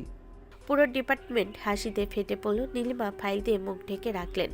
জলিয়াপা পাশ থেকে ফিসফিস করে বলল, নীলিমা, এই ছেলেটা কিন্তু তেরা হলো, তোর খেয়াল খুব রাখে। আপা, ও খেয়াল রাখে না, ও আমার হাড় জ্বালিয়ে দেয়। কাল সকালে ট্যুর শেষ হবে। নীলিমা বারান্দায় দাঁড়িয়ে আছেন। আর্য তার পাশের বারান্দা দিয়ে উকি দিল। ম্যাডাম, কাল তো ক্যাম্পাসে ফিরবো, ওখানে তো আর আপনাকে একা পাহাড়ে নিয়ে যেতে পারবো না। ওখানে তো আপনি আবার সেই রাগী প্রিন্সিপাল হয়ে যাবেন, আমাকে কি মনে পড়বে? মনে পড়ার কি আছে? আপনি কি ক্লাসে থাকবেনই আমার রক্ত চোষার জন্য? আপনি তো ক্লাসে থাকবেনই আমার রক্ত চোষার জন্য। রক্ত না ম্যাডাম, আমি তো আপনার ছায়া হয়ে থাকবো। আর শুনুন, মরিচ খাওয়ার চ্যালেঞ্জটা কিন্তু আপনি হেরেছেন, আইসক্রিমটা কিন্তু বাকি রইল। বাসায় গিয়ে দেব, এখন ঘুমান। রিসোর্টের পেছনে ফাঁকা জায়গায় বিশাল এক অগ্নিকুণ্ড জ্বালানো হয়েছে। চারপাশে গোল হয়ে বসেছে স্টুডেন্ট আর টিচাররা। ডিন স্যার থেকে শুরু করে জলিয়াপা সবাই আজ ফুরফুরে মেজাজে। ঠিক হলো খেলা হবে ট্রুথ অর ডেয়ার। আর এই খেলার মাস্টারমাইন্ড হলো টিনা। বোতল ঘোরানো হচ্ছে। কয়েকবার ঘোরানোর পর বোতল মাথা গিয়ে থামলো নীলিমা ম্যাডামের দিকে। পুরো দল চিৎকার করে উঠল। টিনা কুটিল হেসে বলে, ম্যাম, আপনি তো সব সময় আমাদের ডিসিপ্লিন শেখান। আজ দেখা যাক আপনার সাহস কত, ট্রুথ নাকি ডেয়ার? অবশ্যই ট্রুথ, আমি মিথ্যা বলি না। ট্রুথ তো সবাই বলে ম্যাম। আপনি কি আর্যর মতো একজন প্যারা ছাত্রের ভয়ে ডেয়ার নিতে ভয় পাচ্ছেন, নাকি আপনার সাহসের দৌড় শুধু ক্লাসরুম পর্যন্তই? ম্যাডাম, টিনা তো আপনাকে চ্যালেঞ্জ দিচ্ছে, আপনি যদি ডেয়ার না নেন তবে কাল থেকে আমি আপনাকে ভীতু ম্যাডাম বলে ডাকবো। উফ, ঠিক আছে, ডেয়ারি নিলাম। বলুন কি করতে হবে?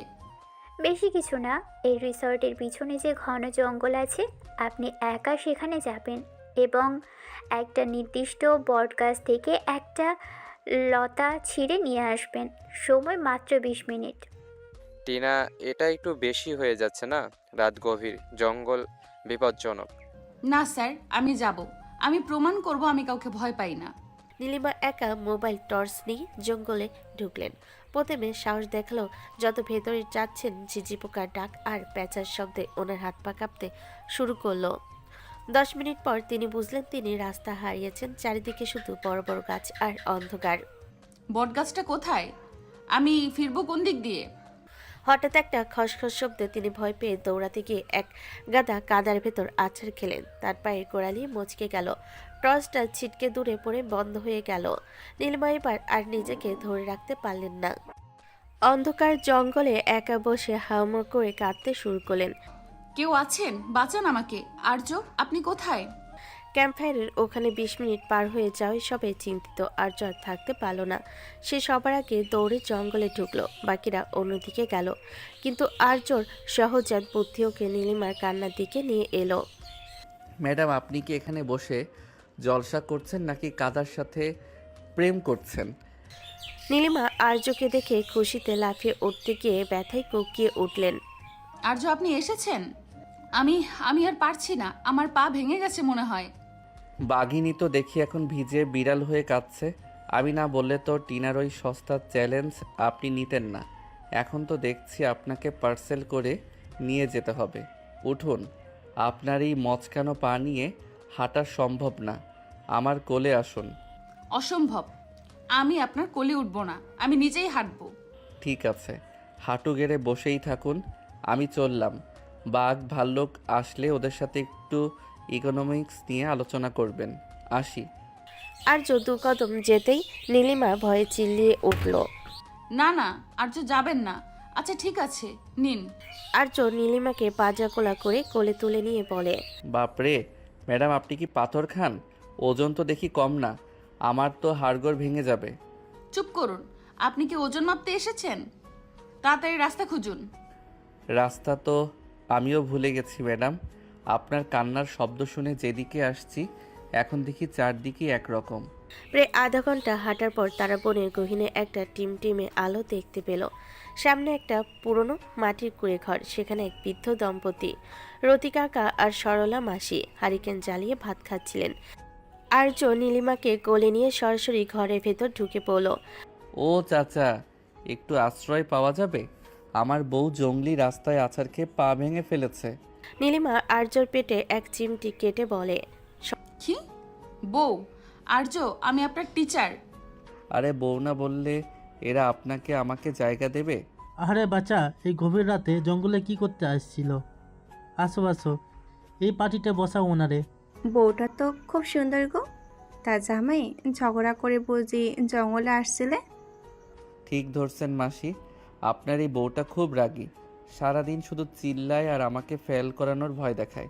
আজ তো জঙ্গলে এসে বাঘের ভয়ে আমার কোলেই আশ্রয় নিল।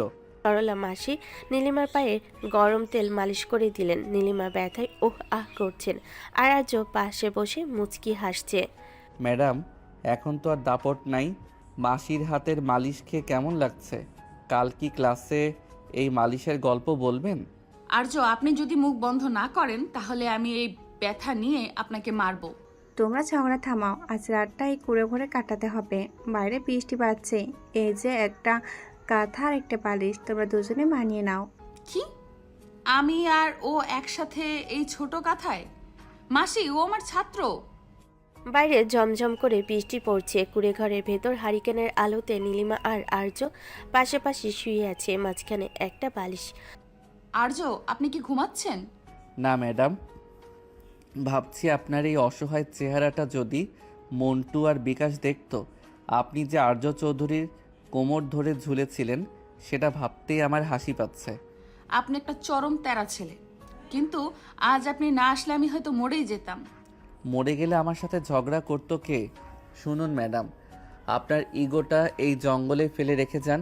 কাল সকালে যখন আমরা রিসর্টে ফিরব তখন যেন আপনাকে একটু মানুষ মনে হয়, রোবট না। বেয়াদবি বন্ধ করুন আর ঘুমান। কুড়েঘরের বাইরে বৃষ্টির তাণ্ডব, হারিকেনের শিখাটা কাঁপছে। মাটির মেঝের উপর একখানা জরাজীর্ণ শীতলপাটি আর একটা পাতলা কাঁথা। নীলিমা চৌধুরী আর আর্য যাদের টক্করে পুরো বিশ্ববিদ্যালয়ে বিখ্যাত, তারা আজ এই একফালি জায়গায় বন্দী।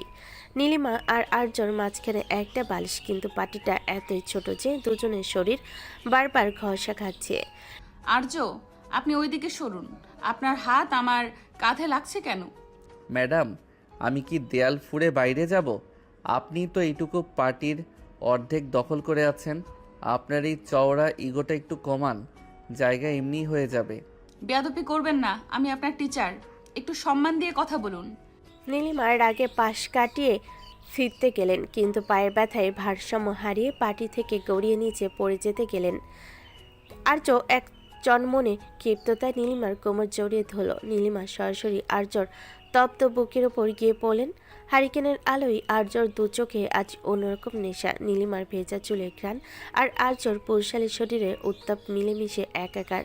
আর্যর হাত নীলিমার নরম কোমরে শক্ত হয়ে বসল। নীলিমা প্রথমে বাধা দিতে চাইলেন, কিন্তু আর্যর চোখের দিকে তাকিয়ে তার কণ্ঠ রুদ্ধ হয়ে গেল। আর্য ফিসফিস করে বলল, ম্যাডাম, আজ আপনার সব নিয়ম কি এই বৃষ্টির জলে ধুয়ে গেছে? আর্য তপ্ত নিঃশ্বাস নীলিমার গালে এসে লাগছে। নীলিমার বুকে ধুকপুকানি আর্য স্পষ্ট শুনতে পাচ্ছে। আর্যর এক হাত নীলিমার গাল ছুঁয়ে চিবুক পর্যন্ত নেমে এলো।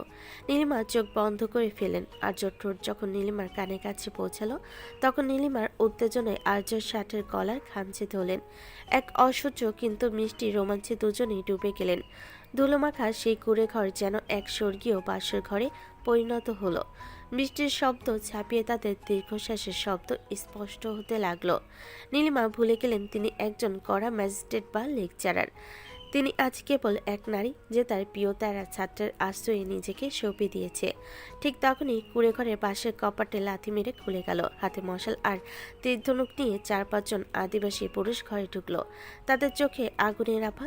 বৃদ্ধ রতি কাকা আর সরলা মাসি ভয়ে কোণঠাসা হয়ে পড়লেন। রাতি, এই মানুষগুলো কারা? এই পবিত্র অরণ্যের গহীনে তুই পরপুরুষ আর নারীকে আশ্রয় দিয়েছিস কেন? ওরা বিপদে পড়েছে বাবা, মেয়েটির পা মচকেছে।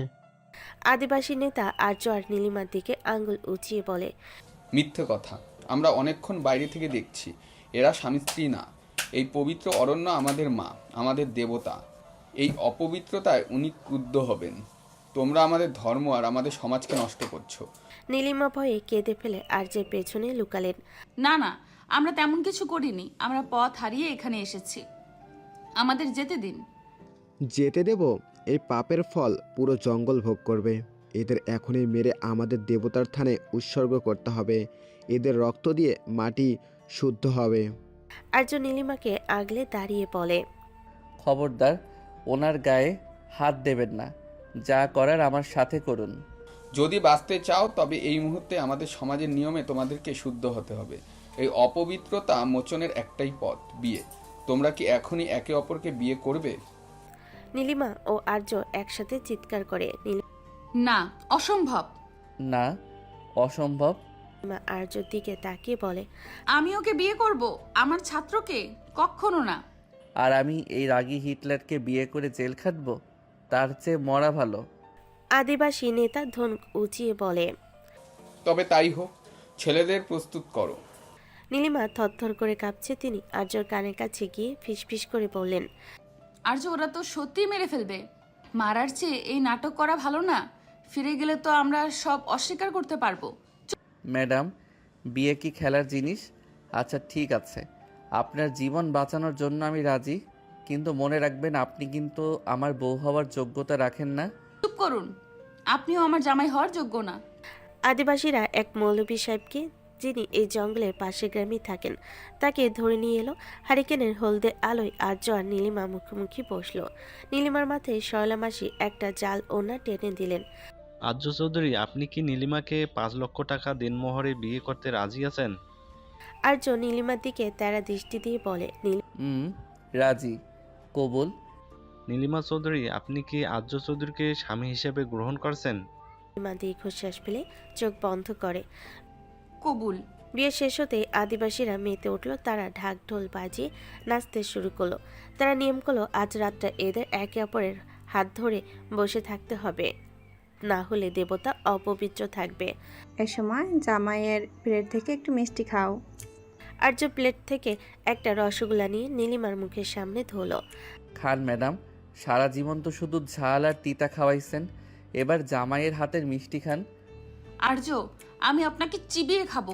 আপনি কি ভাবছেন এটা সত্যি বিয়ে? চুপ করো। স্বামী স্ত্রী হয়ে ঝগড়া করলে আবার দেবতার অভিশাপ পড়বে। দুজন মিলে এই আগুনের চারপাশটা 7 বার ঘোরো। আরে আমরা তো মুসলমান, এইসব কি করার কথা বলছেন? চুপ করো। মুসলমান বলেই তো সেই নিয়মেই বিয়ে পড়াচ্ছি, কিন্তু এটা আমাদের রীতি। না হলে আমাদের ধর্মকে অবমাননা করা হবে। নতুন দম্পতিদের আমরা এভাবেই বরণ করি। হায় খোদা, আর কি কি দেখতে হবে? সব আপনার দোষ। বারে, হারালেন আপনি, বাঁচালাম আমি, এখন আমার দোষ? আর্য নীলিমাকে পাজাকোলা করে কোলে তুলে নিল, কারণ নীলিমার পা মচকানো। আগুনের চারপাশে ঘোরার সময় আর্য ফিস ফিস করে বলল, ম্যাডাম, আপনি কিন্তু এখন আমার লিগেল বউ। কাল সকালে রিসর্টে গিয়ে ডিন স্যারকে কি বলবেন? বলবো আপনি আমাকে কিডন্যাপ করে বিয়ে করেছেন। আর আমি বলবো ম্যাডাম আমাকে জঙ্গলে ফুসলিয়ে নিয়ে এসে কবুল বলেছেন। আচার অনুষ্ঠান শেষ হওয়ার পর আদিবাসীরা পাহারা দিতে বসে রইল। নীলিমা আর আর্যকে একসাথে থাকতে হচ্ছে। আর্য নীলিমার খুব কাছাকাছি বসে আছে। একটু দূরে বসুন, গায়ের সাথে লেগে আছেন কেন? ম্যাডাম, আদিবাসীরা দেখছে, দূরে বসলে ওনারা আবার মারতে আসবে। ধরুন আমার হাত, তেরা ছাত্রের হাত ধরা কি খুব কঠিন? নীলিমা বাধ্য হয়ে আর্যর হাত ধরলেন। আর্য বলিষ্ঠ আঙ্গুলের ফাঁকে নীলিমার হাতটা যেন এক নিরাপদ আশ্রয় খুঁজে পেল।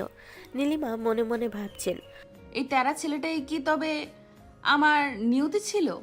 ভোরের আলো ফুটেছে কুলা ওড়ার পাহাড়ে, জঙ্গল জুড়ে ভেজা মাটির সেওদা গন্ধ।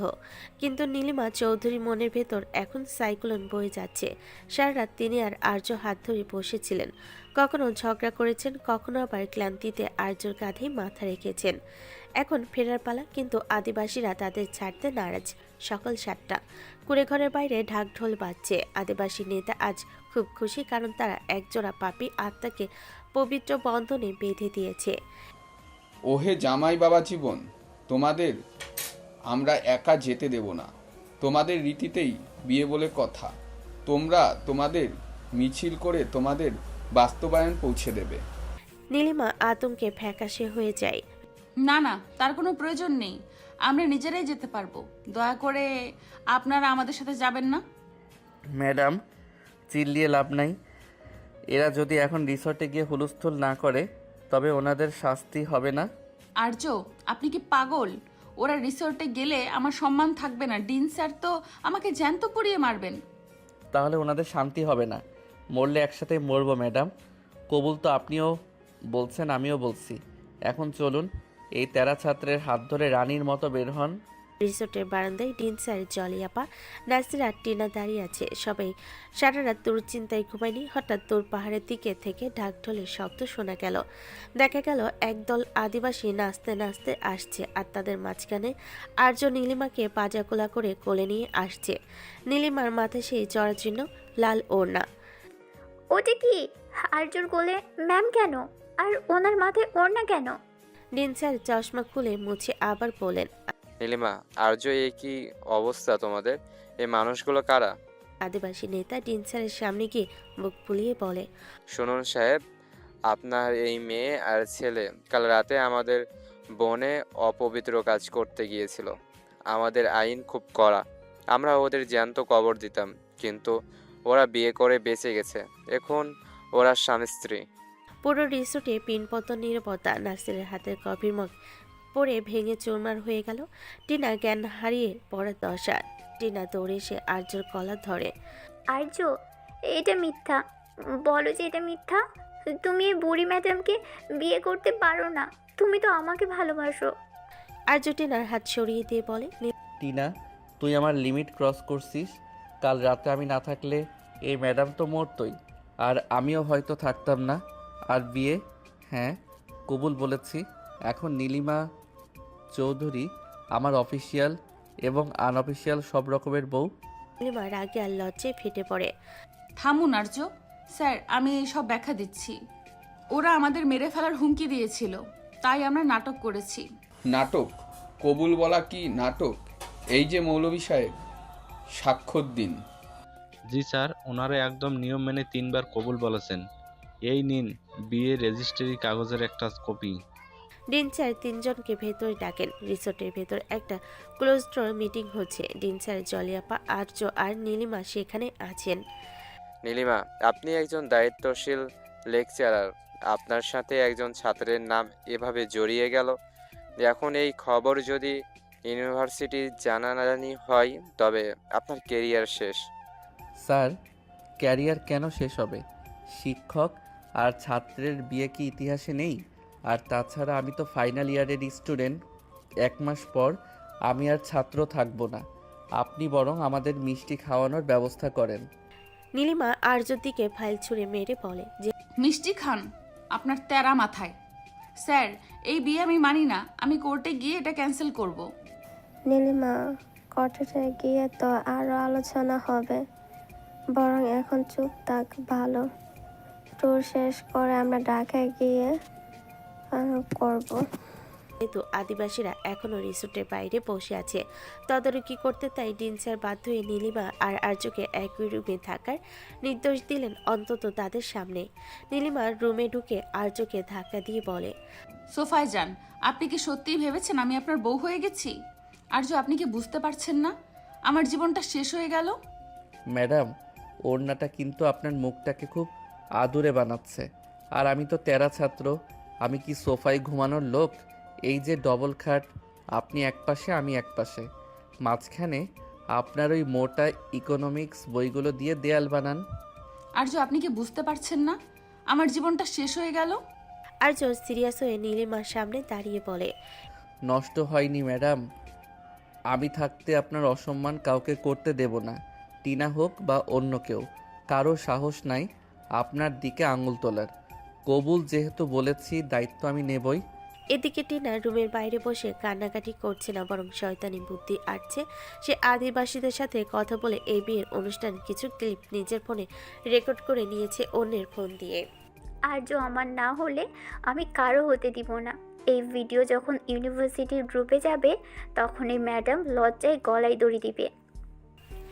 বিকাশের মন্টু টিনার পেছনে এসে দাঁড়ালো। টিনা, কাজটা কিন্তু ঠিক করলি না। আর্য ভাই জানতে পারলে তোকে কাঁচামরিচ দিয়ে চিবাই খাইবো। থাক, আমার কিচ্ছু যায় আসে না। রিসোর্টের স্টাফরা নীলিমা আর আর্যর রুমে ডিনার দিয়ে গেল। নীলিমা খাবার স্পর্শ করছে না। ম্যাডাম খান, আপনার স্বামী হিসেবে কি আমাকে এখন জোর করে খাওয়াতে হবে? একদম স্বামী শব্দটা উচ্চারণ করবেন না, আমি আপনার টিচার। টিচার প্লাস বউ। এই যে মুরগির লেগ পিসটা নেন, আপনি সারাদিন যা রাগ দেখাইছেন, আপনার প্রোটিন দরকার। আর্য জোর করে নীলিমার মুখে খাবার তুলে দিতে গেল। নীলিমা বাধা দিতে গিয়ে আর্যর সাথে ঝোল মাখিয়ে দিলেন। দেখলেন তো, আপনি সব সময় ঝামেলা পাকান। শার্ট নষ্ট হয়েছে তো কি হয়েছে, ধুয়ে দেবেন। বউরা তো স্বামীর জামা ধুয়ে দেয়। আমি আপনার জামা কাপড় ধোবো? আকাশ থেকে না, আপনার মন থেকে পড়েছি ম্যাডাম। এখন চুপচাপ খান, না হলে আমি কিন্তু আবার ওই আদিবাসী নেতাকে ডেকে আনবো। নীলিমা কপাল চাপড়াতে থাকে। কিছুক্ষণ পর আদিবাসীরা চলে যায়। ট্যুরের বাস ঢাকার কাছাকাছি। বাসের ভেতর এক থমথমে নীরবতা। নীলিমা জানালার বাইরে তাকিয়ে আছেন, তার চোখে জল। অন্যদিকে আর্যর মাথায় এখন হাজারটা চিন্তা। সে জানে এই বিয়ের খবর পৌঁছানো মাত্রই তার বড়লোক বাবা মা এটাকে মেনে নেবে না। চৌধুরী ভিলা বনাম আর্য তেরামি শুরু হতে যাচ্ছে নতুন যুদ্ধ। বাসের পেছনের সিটে নীলিমা আর আর্য পাশাপাশি বসে। নীলিমা বারবার তার গলা সেই ওড়নাটা যা আদিবাসীরা পরেছিল ব্যাগে লুকানোর চেষ্টা করছেন। ম্যাডাম, ওটা ব্যাগে লুকাচ্ছেন কেন? ওটা তো আপনার বিয়ের একমাত্র দলিল। আর তাছাড়া নীল শাড়ির সাথে লাল ওড়নাটা কিন্তু আপনাকে বেশ মানাইছিল। আমি আপনার জামা কাপড় ধোবো? আপনি কি আকাশ থেকে পড়েছেন? আর্য, দয়া করে চুপ করুন। ঢাকা পৌঁছাতে দিন, আমি এই নাটকে শেষ করব। আমি কালই লয়ারের সাথে কথা বলবো। লয়ার? আপনি কি ভুলে গেছেন আদিবাসী নেতা ভিডিও করে রাখছে? আর মৌলভী সাহেব যে কাবিননামা দিছে ওটা তো আমার পকেটে। আপনি যত লয়ারের কাছে যাবেন কাহিনী তত ভাইরাল হবে। তার চেয়ে বরং ভাবুন বাসায় গিয়ে আম্মাকে কি বলবেন। বাস ঢাকায় পৌঁছাতে আর্যর মা মিসেস রাবিয়া চৌধুরী আর বিএমডাব্লিউ নিয়ে হাজির হলেন। তিনি অত্যন্ত দামি গহনা আর আভিজাত্যের অহংকারে মোড়ানো একজন নারী। তিনি টিনার কাছ থেকে সব খবর আগে ভাগেই পেয়ে গেছেন। রাবিয়া চৌধুরী আর্যর সামনে এসে দাঁড়িয়ে চিৎকার করলেন, আর্য, শুনলাম তুই নাকি সিলেটে গিয়ে কোনো এক লেকচারারকে বিয়ে করেছিস। এই কি তোর শিক্ষা? আমাদের চৌধুরী পরিবারের স্ট্যাটাস তুই ধুলোয় মিশিয়ে দিবি একটা মধ্যবিত্ত শিক্ষিকার জন্য? ম্যাম, আপনি ভুল বুঝছেন। আমি রাবিয়া চৌধুরী নীলিমাকে হাত উঁচিয়ে থামিয়ে দিয়ে বলে, একদম চুপ। আমি আপনার মতো মেয়েদের চিনি। টিউশনি বা পড়ানোর নাম করে বড়লোকের ছেলেদের ফাঁদে ফেলেন আপনারা। আর্য, চল গাড়িতে ওঠ। এই বিয়ের কোনো ভিত্তি আমাদের কাছে নেই। আর্য নীলিমার হাত শক্ত করে ধরে বলে, ভুল করছো আম্মা।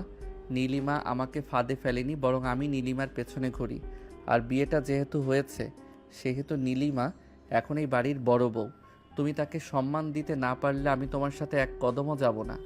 রাবিয়া চৌধুরী রাগে ফেটে পড়লেন। তিনি আর্যকে সাফ জানিয়ে দিলেন, যদি ওই মেয়েকে চাস তবে বাড়ির রাস্তা ভুলে যা।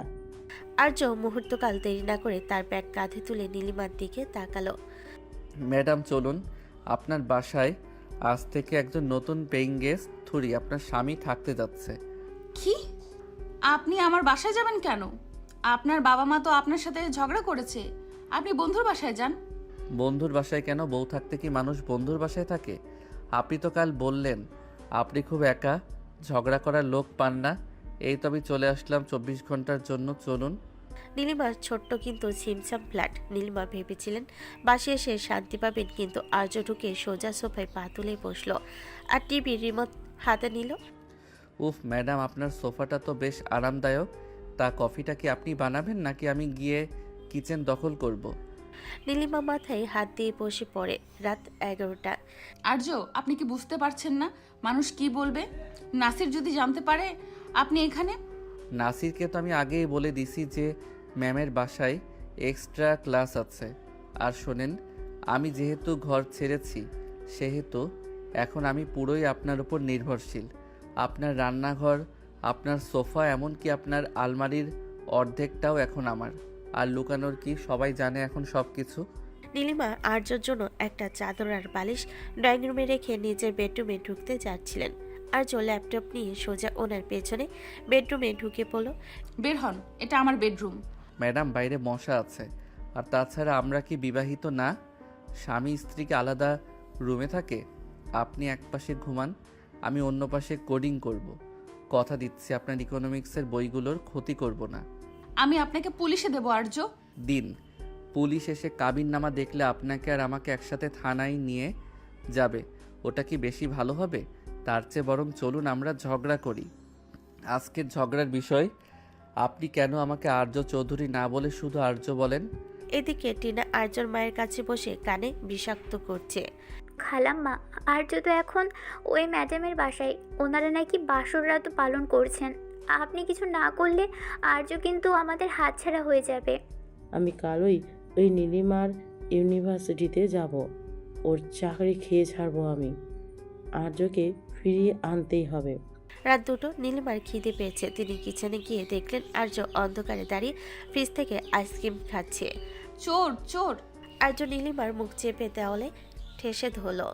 আরে ম্যাডাম, নিজের জামাইকে কি কেউ চোর বলে? আইসক্রিম তো আপনিই কিনে রাখছেন একা খাবেন বলে। অন্ধকারে আর্য চোখের মনি জ্বলছে। নীলিমার খুব কাছাকাছি সে। নীলিমা অনুভব করলেন তার হৃৎপিণ্ড ড্রামের মতো বাজছে। আর্য এক হাত নীলিমার কোমরে। ম্যাডাম, আপনার শরীরের পারফিউমটা কিন্তু দারুণ, কিন্তু আপনার মেজাজটা তার চেয়েও বেশি ঝাল। একটু আইসক্রিম খান, মনটা ঠান্ডা হবে। নীলিমা আর্যকে ধাক্কা দিয়ে সরিয়ে দেয়। আপনি খুব খারাপ আর্য। খারাপ বলেই তো আপনি আমাকে সহ্য করতে পারছেন না। কাল সকালে অফিসে কিন্তু আপনার সাথে আমি বাইকে যাব। রেডি থাকবেন বউ? সকাল 9টা। নীলিমার ফ্ল্যাটে এক তুমুল হাঙ্গামা। আর্য ড্রয়িং রুমে বসে নীলিমা সবচাইতে দামি স্পেশাল কফি মগটা নিয়ে আইস করছে, আর নীলিমা আয়নার সামনে দাঁড়িয়ে নিজের চুল ঠিক করতে করতে আর্যকে শাসাচ্ছে। আর্য, আপনি আমার টাওয়াল কেন ব্যবহার করেছেন? আর এই যে টুথপেস্টে মুখ খোলা, এইসব অসভ্যতা আমার বাসায় চলবে না। ম্যাডাম, স্বামী স্ত্রীর মধ্যে কি আলাদা টাওয়েল থাকে? আর টুথপেস্টের মুখ খোলা রাখলে বাতাস ঢোকে, তাতে নাকি দাঁত ভালো পরিষ্কার হয়। আপনি তো ইকোনমিক্স বুঝেন, কেমিস্ট্রি তো আমার কাছে শিখতে হবে। যথেষ্ট হয়েছে, এক্ষুনি ব্যাগ গুছিয়ে আমার বাসা থেকে বের হন। আমি অফিসে যাচ্ছি। আমিও যাচ্ছি।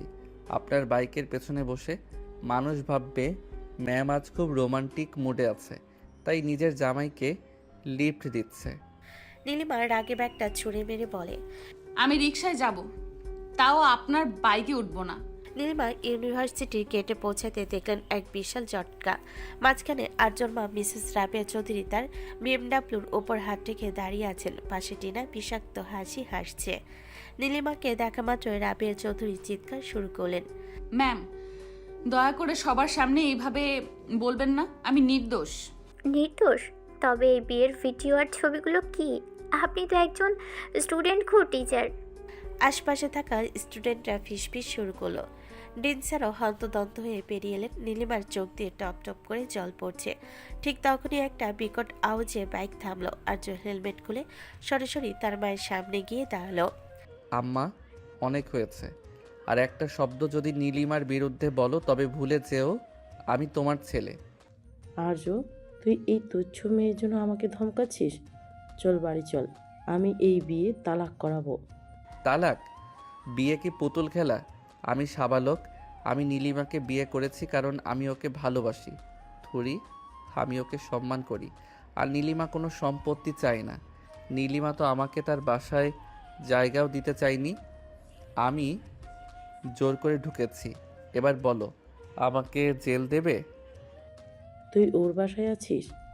ছি, চৌধুরী বংশের সম্মান তুই এভাবে ডুবালি? সম্মান ডুবছে তোমার আচরণে। দিন স্যার, এই ভিডিওগুলো সব ভুয়া। আর যদি সত্যিও হয় নীলিমা আমার স্ত্রী, একজন স্বামীর অধিকার আছে তার স্ত্রীর সম্মান রক্ষা করার। আজ থেকে নীলিমার গায়ে কোনো আঁচ লাগলে তার হিসাব আমি নেব। নীলিমা ডিন স্যারের রুমে বসে কাঁদছেন। ডিন স্যার চিন্তিত। নীলিমা, পরিস্থিতি খুব খারাপ। সেক্রেটারিয়েট কমিটি আপনার নামে নালিশ পেয়েছে। হয়তো আপনাকে সাময়িক বরখাস্ত করা হতে পারে। স্যার, আমি তো কোনো অন্যায় করিনি, আমি শুধু বাঁচাতে চেয়েছিলাম। স্যার, সাসপেন্ড কেন? নীলিমা যদি চাকরি হারায় তবে আমি ক্যাম্পাসে অনশন করব। আর আমার মা যে নালিশ দিয়েছে ওটা আমি তুলে নিতে বলবো। আপনারা ভুলে যাচ্ছেন আমি ইউনিভার্সিটির দাতা সদস্যের ছেলে। আমি চাইলে কালই এখানে নতুন বিল্ডিং বানিয়ে দিতে পারি, আবার আপনাদের ঘুমও হারাম করতে পারি। বিকেলে তারা বাসায় ফিরল। নীলিমা সারা রাস্তা এক ফোঁটা কথা বলেনি। রুমে ঢুকেই তিনি দরজা বন্ধ করে দিলেন। আর্য ডুপ্লিকেট চাবিতে দরজা খুলে ভেতরে ঢুকলো। আপনি আবার ভেতরে ঢুকলেন কেন? আপনার জন্য আমার চাকরি যাচ্ছে, সমাজ আমাকে গালি দিচ্ছে। আরে ম্যাডাম, চাকরি গেলে আমি আপনাকে খাওয়াবো। আমার পকেট মানি যা আছে তাতে আপনার মতো 10টা রাগী ম্যাডামকে পুষতে পারবো। এখন কান্না থামান। আপনার মেকআপ ধুয়ে গেলে তো আবার সেই আদিবাসী পেতনির মতো লাগবে। নীলিমা হেসে ফেলে, আবার গম্ভীর হয়ে বলে, আপনি একটা চরম বেয়াদব, কিন্তু আজ গেটে যা করলেন তার জন্য থ্যাংক ইউ। শুধু থ্যাংক ইউ? আপনার স্বামী আপনার জন্য নিজের মায়ের সাথে যুদ্ধ করলো আর আপনি তাকে এক কাপ চাও খাওয়াবেন না? যান রান্নাঘরে গিয়ে ইলিশ মাছ রান্না করেন। আমি আজ জামাই আদর চাই। রাতে নাসির নীলিমার ফোনে ফোন করলো। আর্য, এবার আপনার বাবা মামলা করেছেন। নীলিমার রাগে ফোন রেখে আর্যর দিকে তাকালেন। আর্য, এবার আপনার বাবা মামলা করেছেন, আমি কি করব? আর্য নীলিমার হাত ধরে সোফায় বসালো। কিছু করবেন না। কাল সকালে আমি বাবার অফিসে যাব। তেরা ছাত্র যখন তেরা ছেলে হয় তখন কি হয় সেটা বাবা জানে। আপনি শুধু আজ রাতে আমাকে ভালো করে ঘুমাতে দিন, আপনার ওই চিল্লি বন্ধ রেখে। রাত একটা। নীলিমা আর আর্য পাশাপাশি শুয়ে আছে, মাঝখানে এক বড় বালিশ। হঠাৎ একটা মশা নীলিমার গালে বসলো। নীলিমা থাপ্পড় মারতে গিয়ে ভুলে আর্যর গালে চর বসিয়ে দিলেন। উফ ম্যাডাম, আপনি কি ঘুমেও আমাকে মারছেন? এটা কি ধরনের বাসর রাত? দুঃখিত, মশা মারতে গিয়েছিলাম। মশা মারতে গিয়ে জামাইয়ের গাল লাল করে দিলেন, এখন তো জরিমানা দিতে হবে। এই যে চটটা মারলেন এখানে বরফ ঘষে দেন।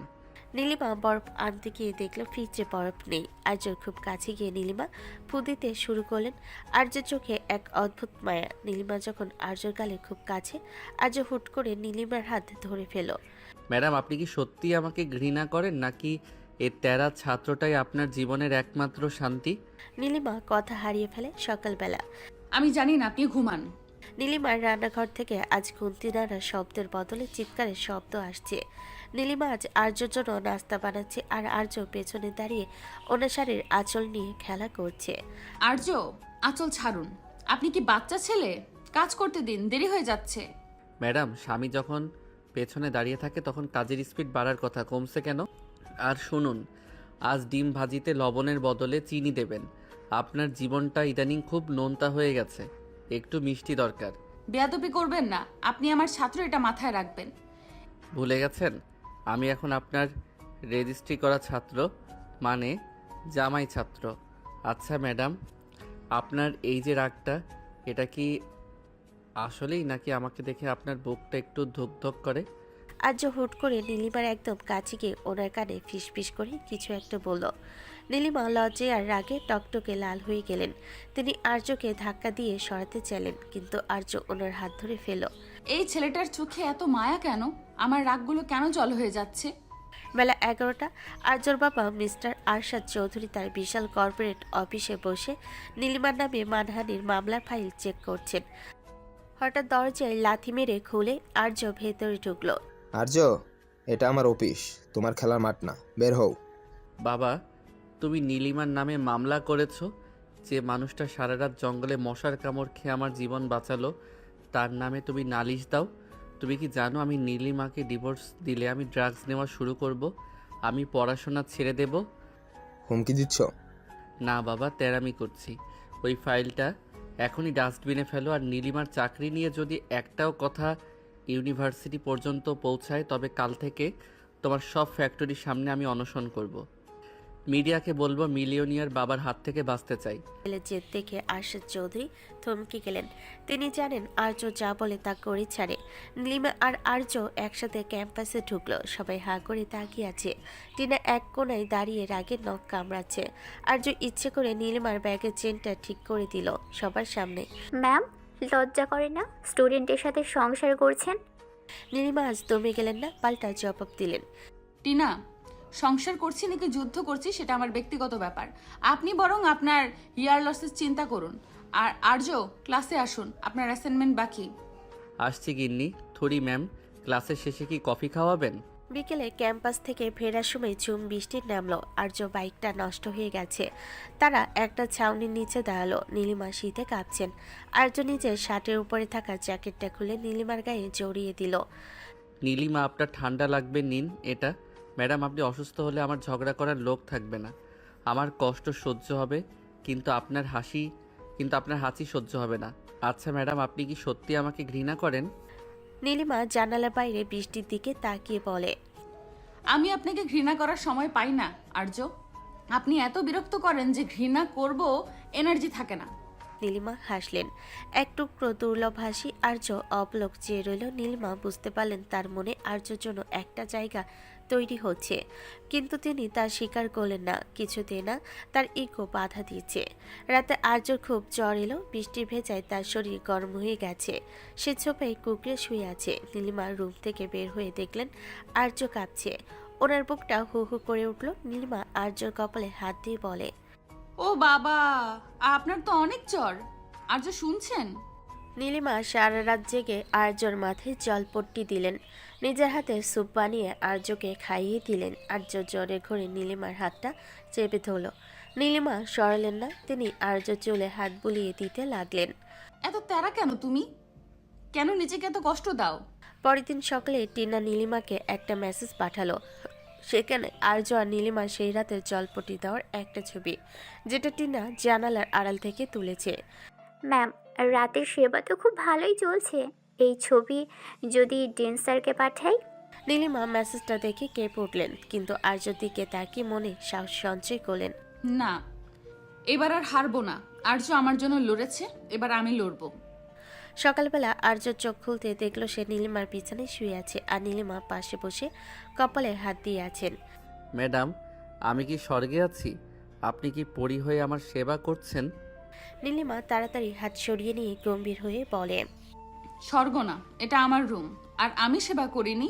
আপনি আমার বিছানা নোংরা করেছিলেন, তাই পরিষ্কার করেছিলাম। উঠে যান এখন। মিথ্যে বলছেন। আপনার চোখের নিচে কালো দাগ বলছে আপনি সারা রাত ঘুমাননি। ম্যাডাম, স্বীকার করে ফেলুন না যে এই তেরা ছাত্রটাকে আপনি ভালোবেসে ফেলেছেন। কখনোই না। আমি শুধু আমার ছাত্রকে মরতে দিতে চাইনি। যান, ফ্রেশ হয়ে নিন। সকালবেলা নীলিমা আজ তার সবচেয়ে প্রিয় গাঢ় নীল জামদানিটা পরেছেন। আজ ইউনিভার্সিটি সিন্ডিকেট মিটিং, যেখানে তার আর আর্য সম্পর্কে বিচার হবে। টিনা তার তুরুপের তাস সেই রাতের ছবি নিয়ে ডিন স্যারের রুমের সামনে প্রস্তুত, কিন্তু নীলিমা আজ রণচণ্ডী। টিনা যখনই নীলিমাকে দেখে হাসতে যাবে, নীলিমা গটগট করে গিয়ে টিনার সামনে দাঁড়ালেন। টিনা, আপনি ভাবছেন আপনার ওই সস্তা ছবি দিয়ে আমাকে ব্ল্যাকমেল করবেন? আপনার ফোনে যা যা আছে সব এক্ষুনি ডিলিট করবেন, না হলে আপনার নামে সাইবার ক্রাইমে আর মানহানির মামলা আমি আজই করব। আপনি আমাকে ভয় দেখাচ্ছেন? এই ছবির ডেন্সারকে দেখলে নীলিমা এক ঝটকায় টিনার ফোনটা কেড়ে নিলেন। টিনা চিল্লাতে গেল, কিন্তু নীলিমা ওনার চোখে চোখ রেখে এমন এক ধমক দিলেন যে টিনা চুপ হয়ে গেল। চুপ! আপনার মতো মেয়েদের জন্য শিক্ষক আর ছাত্রের পবিত্র সম্পর্ক কুলসিত হয়। আর শুনুন, আর্যের প্রতি আমার কোনো দুর্বলতা আছে কিনা সেটা আমার ব্যক্তিগত, কিন্তু ও আমার স্বামী, এটা মনে রাখবেন। মিটিং রুমে ডিন স্যার, আর্যর বাবা মিস্টার চৌধুরী আর অন্যান্য শিক্ষকরা বসে আছেন। নীলিমা ভেতরে ঢুকলেন। নীলিমা, আপনার বিরুদ্ধে অভিযোগ মারাত্মক। আপনি নৈতিকতা ভঙ্গ করেছেন। আর্য হঠাৎ মিটিং রুমে ঢুকে পড়ল, পরনে ব্ল্যাক স্যুট। নৈতিকতা কার জন্য স্যার? একজন স্বামী তার অসুস্থ স্ত্রীর পাশে থাকলে সেটা কি অনৈতিক, নাকি একজন স্ত্রী তার স্বামীর সেবা করলে সেটা অপরাধ? আর্য, তুমি ওকে স্ত্রী হিসেবে মেনে নিচ্ছ? আমি তো সিলেটে সেই রাতেই মেনে নিয়েছি বাবা, কিন্তু আজ বলতে এসেছি নীলিমা যদি এই ইউনিভার্সিটি থেকে বরখাস্ত হয় তবে আমি চৌধুরী গ্রুপের সব শেয়ার বিক্রি করে দিয়ে নীলিমাকে নিয়ে গ্রামে চলে যাব।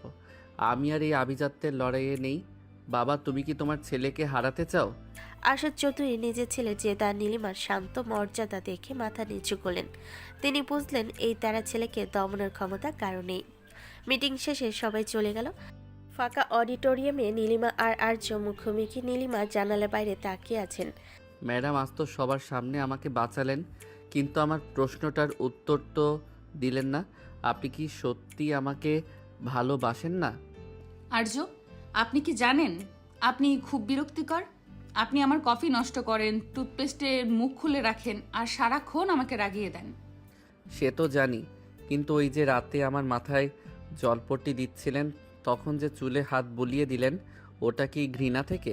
নীলিমা আর্যর দিকে ঘুরে দাঁড়িয়ে ওনার শার্টের কলারটা ঠিক করে দিলেন। ভালোবাসি কিনা জানি না আর্য, তবে তোমাকে ছাড়া ঝগড়া করার মতো দ্বিতীয় কোনো মানুষ আমি খুঁজে পাচ্ছি না। এই তেরা ছাত্রটাই হয়তো আমার জীবনের সবচাইতে প্রিয় অঙ্ক, যা আমি মেলাতে চাই না, সারা জীবন সমাধান করতে চাই।